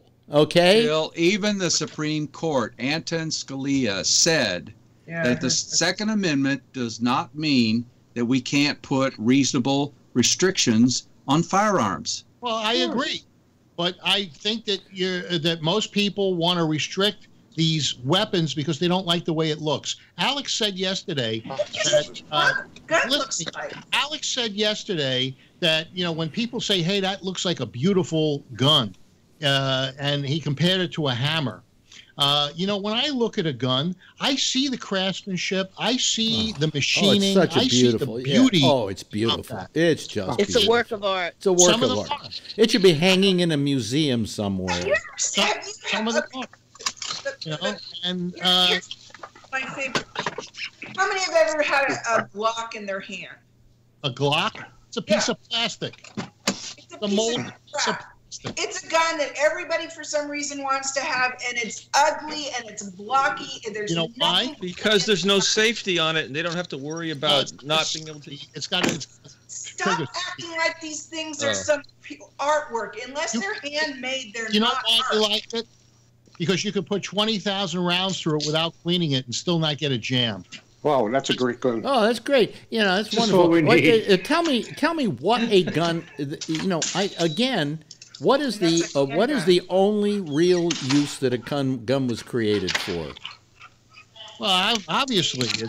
Guess who's home? Guess who's home? He just walked in. We can see him. I'm home, everybody. All right, you know what? I'm going to hang up. Okay, Jerry, thank you so much for that tour. You're welcome. You showed what this. Phil, I hope you learned something. But I'm sure you didn't. I'm sorry you're so self-righteous. Oh, I'm not being self-righteous. Yeah, you're the minority here. You don't think I learned? Of course I'm in the minority. That's why I get on here. Wait a second. Are you an actor? Yes. Yeah, my name is Jerry. Yeah, okay. Good night, everybody. Hey, good night. Thank you, Jerry. I really appreciate it. Bye. That really what Jerry did was show us how you can use the citizens panel, that we actually were at that school live here on the show. And I hope a lot of you saw that. And, I really thank Jerry for doing it. Anyway, I'm trying to get rid of the picture here. But see, Ray, he thought I was the actor. I know. Yeah. Yes, Max. Max. Maybe you need to get an agent. Max has his hand up. Max. Someone else said it, but in this case, Phil, no matter what we say, the majority of the country, United States, agrees with you. Yeah. And the laws will not be changed at this time until there has to be something. There has to be a shift or a major shift in the paradigm. Max, I'm all for changing the law if that's what the majority of Americans want. I'm a law-abiding guy. I do what the law says to do. And if the law says no guns, then I'm not going to have any. But right now, the law is the law. And I'm following the law, and I'm not doing anything wrong. Well, oh, yes, Vernon. Vernon's been very quiet tonight. Phil, you say if the majority of Americans want to do this. The problem we have is the majority of Americans are not represented in our Congress. The House of Representatives loses the popular vote every 2 years, and yet they are still in control. How is that? That's another problem you can solve. If the majority of Americans have an issue with this one man, one vote, now that was what happened during the presidential election, but I didn't think that, I know there's gerrymandering going on, and, I think that there should be a fair representation of the people for the districts, and I'm not for cheating. If I win something, I want to win in an honest competition. I don't want something given to me. But that's not how you guys won. You didn't win honestly. You won by cheating. Doesn't matter. The law right now has it this way. I'm willing to accept that. If the law changes, I'm willing to accept that. It just is. I can't you can't fight City Hall. So if you don't like it, change the law. Or now in one state back east, I understand the court made them redistrict. Pennsylvania. Is it Pennsylvania? So Yeah. that may make a big difference, and we'll see in the 18 election, and we'll see in the 20 election what happens because of this redistricting. You know, it's just like everybody on this panel thinks that guns are the issue. I'm the lone one, but I'm in a den of iniquity here. By the way, speaking of a den, Renee, turn on a light. Light. We can't even see you. We can't even see you. If you turn on your light somewhere, we'll be able to see you. Yes, Tim has joined us. Yes, Tim. You know what You're talking about gerrymandering? Yeah. You know. Excuse me, he has to play his royal flush sound effect. Yes, go ahead, Tim. I was listening to Governor Cuomo 2 nights ago, and you know what else was gerrymandered? No. The tax cuts. They did tax cuts where the people that live in the Democratic blue areas get screwed. I guess it's tough being you. And New York, California, Massachusetts, New Jersey.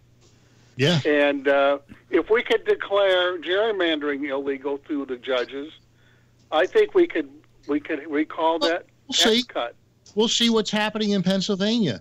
I'm all for an honest representation of the people. And if the majority of the people vote and it becomes the law of the land, I will follow it. Well, that's very righteous of you and nice of you to say. Alex?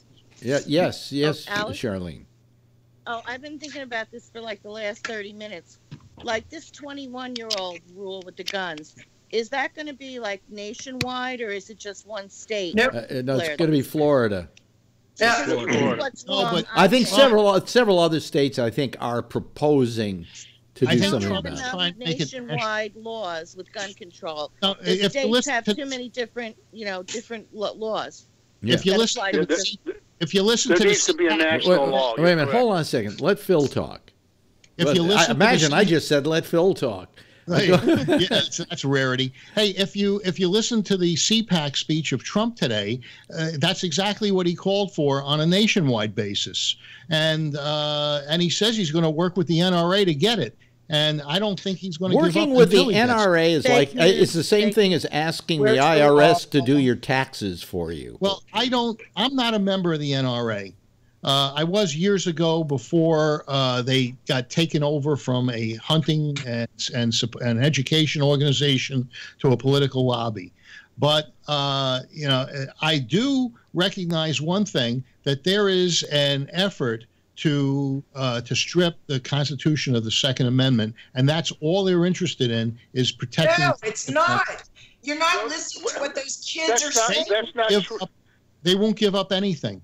No, that's not what those kids are saying. And you know why LaPierre said that? He said you don't have to because it's a right. LaPierre said it because LaPierre is an asshole. Do you have the right to carry a machine gun? Wait a minute. I did have the right to carry a machine gun. Okay. Well, even Scalia said, the Second Amendment doesn't apply to basically anything. So you have weapons of mass destruction, which is what these are. They're absolute killing machines. Well, yeah, not to be used for I only had it when I was on duty. Here's what I mean.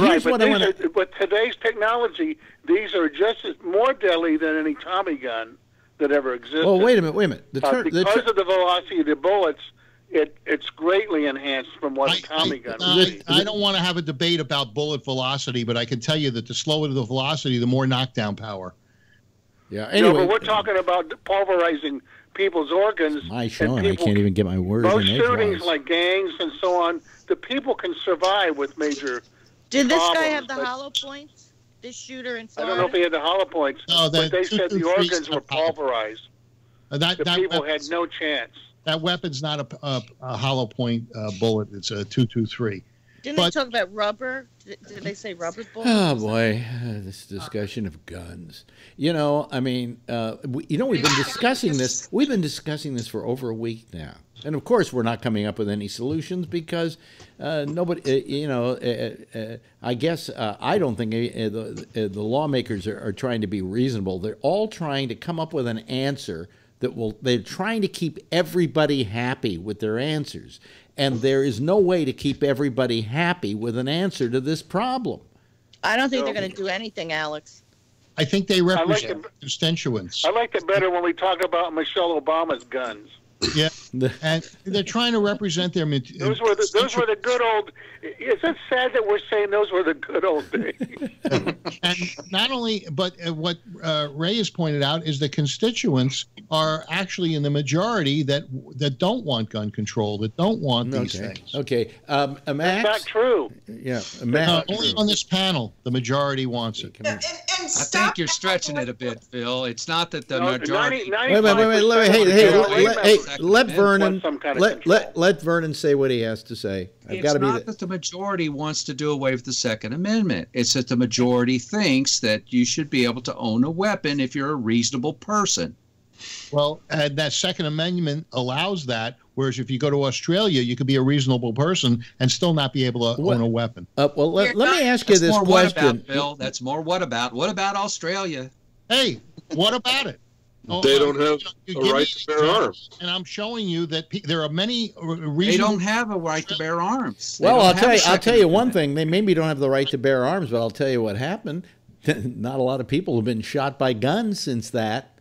You know. Hey, Alex, I got a solution, Alex, to the simple solution. Yeah, what's that, Tim? Let them remember the meat lockers that you used to have to store your meat in. Yeah. Because nobody had freezers. Right. Let's say if you can have those weapons of mass destruction, assault weapons, but you have to store them at the shooting range, keep them under lock and key. You can only use them for target practice. You can't have it at home, and you can't drive around with them. Well, that is what they do in a lot of countries. In places like England, for instance, if you use a gun for hunting, you have to belong to a hunting club, and then you store your gun at the hunting club. You don't take it home with you. You take it and you store it there, and then you go out and you use it and you do your hunting because there are deer out there and fowl and whatever, and then you come back and put your gun in their vault and you go home. You also reduce suicides and accidental deaths as well. Well, the accident, we haven't even started to begin to talk about the accidental deaths as a result of guns. Very familiar with that. Wait a minute. Hold on a second. Hold on a second, Tim. Jeff just said, I'm familiar with that. How are you familiar with that, Jeff? My wife's husband. My wife's Your wife's husband is you. You know him intimately? Okay. No. Your wife's husband. Father. My wife's father. Yeah. Killed himself. Wow. Oh, boy. At these places these shooting ranges where you can rent a pistol, that they have more suicides in those places. And those places, you don't have to go through a background check to rent the pistol to walk over to the range and blow your head off. Well, then people know what to do with that, how to do that, Well, it's just that, that the stopping ownership and stopping people from buying it isn't going to stop people from committing suicide. And they can do it. Nobody said stop, Phil. We're just talking about a reduction in numbers. Yeah, well, not a stop, but a reduction. But what these people do is they commit suicide. Who's got to go? Wait a minute, who's got to go? I have to go, Alex. Really? Is there a reason? I mean, you're not mad or anything. Yeah. No. I have to go because my wife made dinner. Oh, okay. Hey, listen, Ray, you've been terrific, and please don't stop calling. We love you on this show. Oh no, I'll be back. Okay. I just want to eat with my wife. And Let's say goodbye to Ray Renati. Goodbye, Ray. Say hello to your wife's husband. Sorry. He's here. Yeah. We have one of those kind of relationships. I'm in San Francisco. Great, Ray. Good talking to you. Right. Okay. I just want to make sure he wasn't leaving because he was disturbed by anything. Oh no, he seems pretty cool-headed. He is cool-headed, but he's passionate, and it's really good. We still have a full house.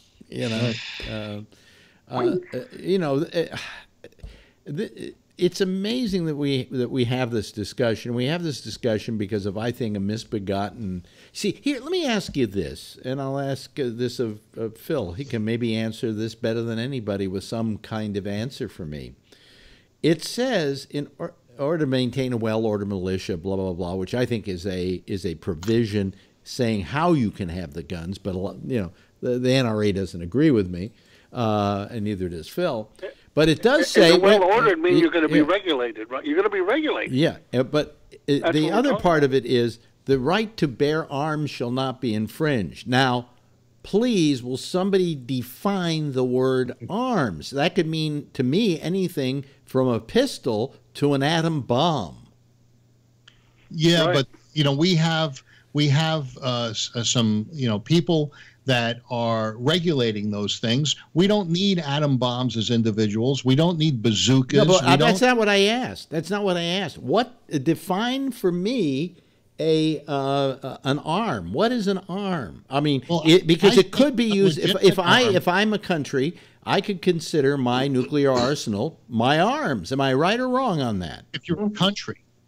But as an individual in this country, well, now you're defining this. Then let's define arms as it pertains to the Constitution. I think anything from a semi-automatic, AR-15 type weapon, all the way down to a two-shot. So now you're defining it, but I'm defining it as an atom bomb on down. Well, it could be ricin. It shouldn't be. Yeah. I don't want individuals to be in possession of an atom bomb. Oh, really? Why don't I have a right to have an atom bomb? You don't have a right to. All I need to do is find some fissionable material, but I can't get anybody to sell it to me. Yes, our friend in Germany has his hand up. Max? It's actually a question more for Phil. Yeah. Being a veteran, I technically have qualification in M203, the M60, the M16A1A2 became Mark IV, and the A4 rocket launcher. So technically, does that mean I should be able to have the A4 rocket launcher at my house in California?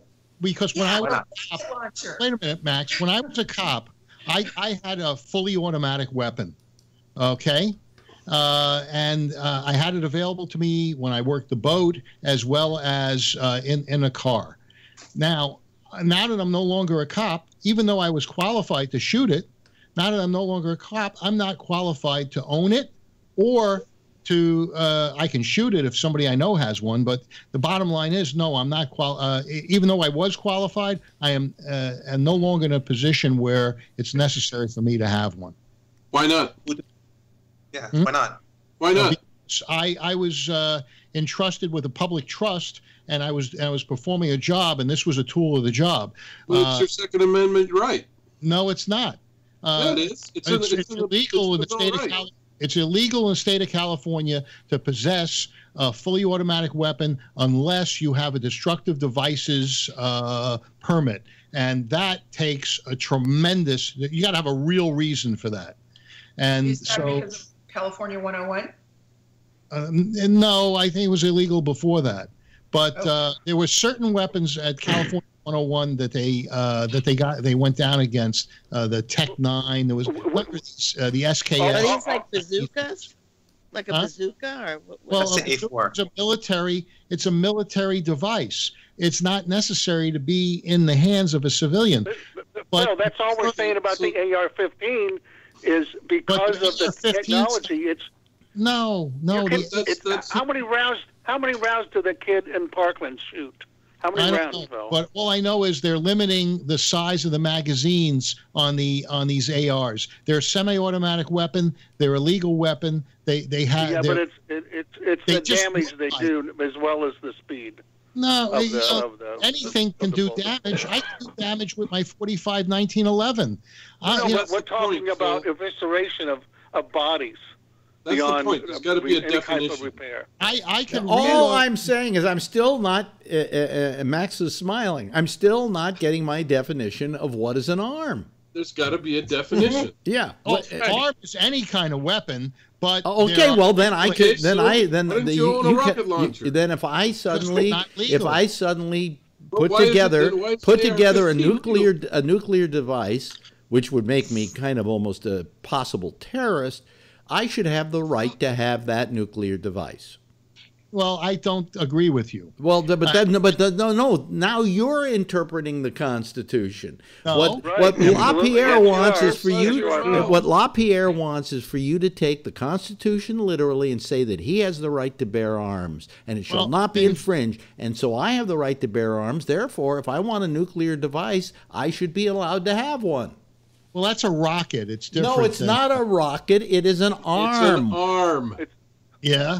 Well, when you talk about arms, when you talk about arms that a country has that they use in war and so on, a nuclear device is considered an arm. Am I right?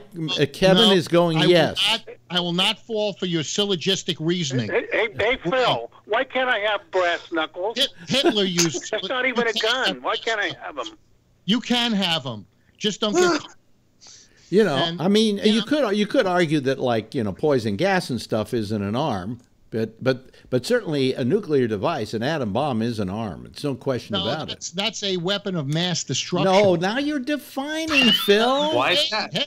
Now you're doing what you accuse me of doing. So if you're going to define, then let's look at the Constitution where it says in order to maintain a well-ordered militia, in which there is a caveat on how you can own a gun, and you have to belong to a well-ordered militia, of which I don't know any.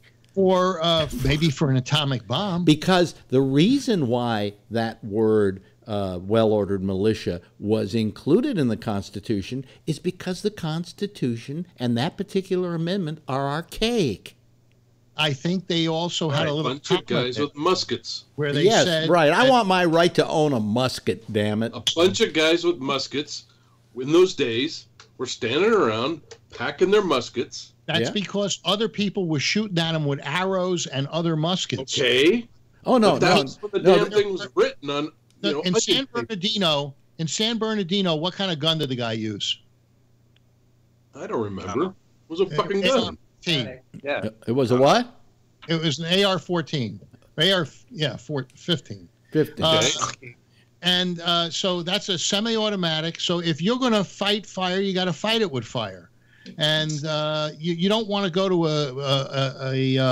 a knife. You don't want to go to a gunfight with a knife. Okay, so if I had my nuclear bomb, I would take care of it. Now we're getting into syllogisms. Yes, but reasoning. You know, it's just that, you know, this argument right now. This is the argument du jour. I mean, we have a lot of listeners tonight, and we've had a lot of listeners pretty constantly throughout the evening. In fact, it's turning out now that the people aren't really even listening to the audio stream anymore. They want to watch this whole thing go on. Tim will tell you. They want to see a guy who believes in guns who looks like Lewis Black. That's what they want to see. Hey, Alex, this is Tim. No, Tim, hang on a second. So the shooter in Las Vegas went through 1,200 bullets in that time period. And he had a what? He had a lot of guns. And the one he shot with, though, he had a lot of guns, and he had. I think it was an AR because they used a bump stock. Yeah. Yeah. So, right, that was the bump stock thing. You know, it's funny that the president wants to get rid of bump stocks, but only one of these incidents even involved a bump stock. Yeah, that's why it's just he's saying it so that he sounds like he's doing something. Look at the amount of people that were killed and wounded due to this bump stock. And, you know, but only one incident with a bump stock. It's not like if you do away with bump stocks, all of a sudden the problem is solved. No, but it took a semi-automatic weapon and it made it much more dangerous. Yeah, I agree. Hey, Alex, this is Tim. Yeah. You know, the reason that these weapon discussions are so visceral, it literally goes back to the beginning of civilization. When we picked up weapons for the first time, like the ape did in 2001: The Space Odyssey. We started using tools. Now we did. One of the first things we used tools for was to kill other humans. Let me. We've just been joined by Bree at the last minute here, and he is. And we haven't evolved. Did you laugh at us, Bree? We've been joined by Bree. Yeah. Yes, and Bree is calling us from Dubai. Or Dubai, however you want to pronounce it. Alex, this is one of the things, you know, that I like the fact that I know at my kid's school there are no guns and there are no drugs for that matter, and it's just a fact of the matter. It's not going to happen. So, you know, that's a big thing for me. Are your kids with you in Dubai? Yeah. Yeah. Mm-hmm. And when I look at back at the States, some things are going to have to be done because it's just going to keep happening and it's going to get worse. And, you know, the arguments that are used on the other side, they're just, you can't just keep repeating the same talking points as more and more people are terrorized and killed. You can't. Right. And they do. I mean, Dr. right. Bree, But what about the other rights that you don't have in Dubai? The fact that you got to watch what you wear, you got to watch what you say, that you can't go to certain movies. I have to watch what I wear. I can't walk down the street naked here. He's a man. He's a white man. The only people that get hassled like that are the women over there. So no, wait a minute. Hold on a second. Bree, defend Dubai. They obviously have the wrong country in mind. They think I'm in Saudi Arabia, or Iran, which I'm not. I'm in the UAE. I'm in Dubai. This city. Where do you live, Phil? What's your city? Walnut Creek. It's near San Francisco.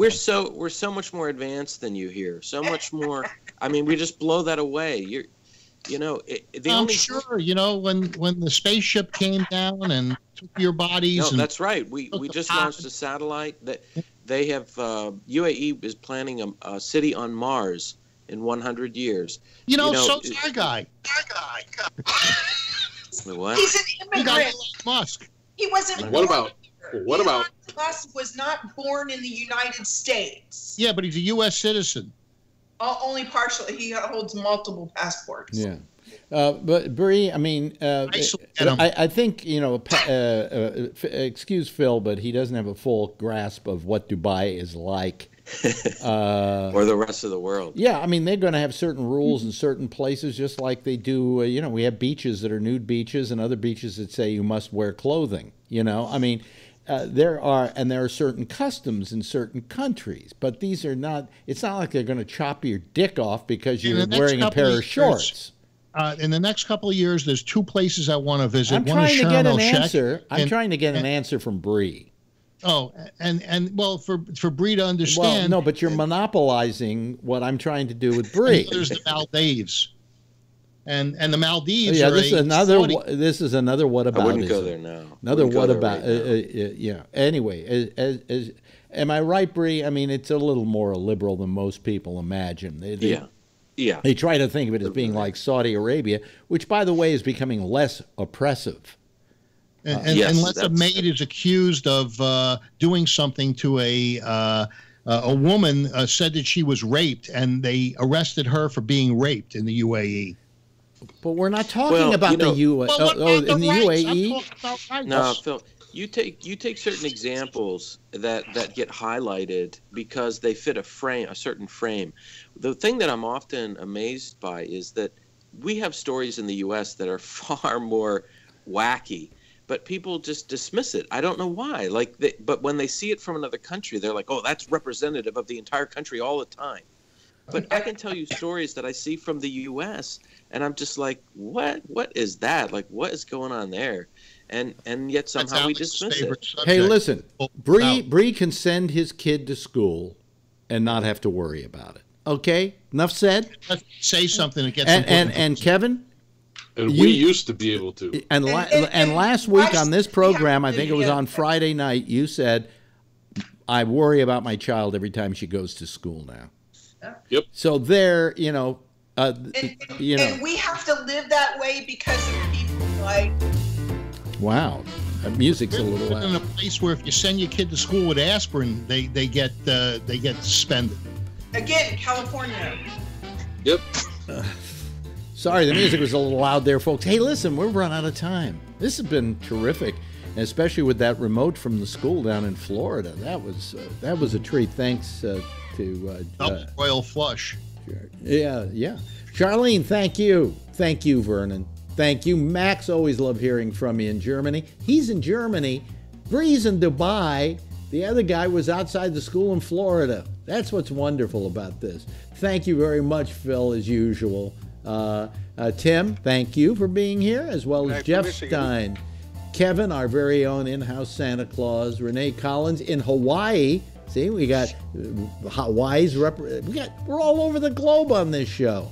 We're also all over the place in the discussion. And Bob Eber, thank you for being here. Bree, too. I would like it if all of you would give a big wave goodbye to our audience so they can see you. There they are, ladies and gentlemen, our citizens panel. Thank you. Thanks for ending the week. Really great. Thank you. Bye-bye. Anyway, that's it. Let me get rid of them here so the next show can use the lines, which we have been monopolizing for the last couple hours. We'll be back again. Well, next is Jack and Amy with the intersection, and followed by that, after that at 1 o'clock in the morning Eastern Time is Connections. Next Tuesday at 9:30, the whole slate of programs here begins with the exchange with Damian Chaplin, and then I will see you at 10 p.m. Eastern Time for another edition of the Ramble. And I'll see you then. Same time, same station in life. In the meantime, if you happen to see her, tell her I love her, okay? Bye, everybody.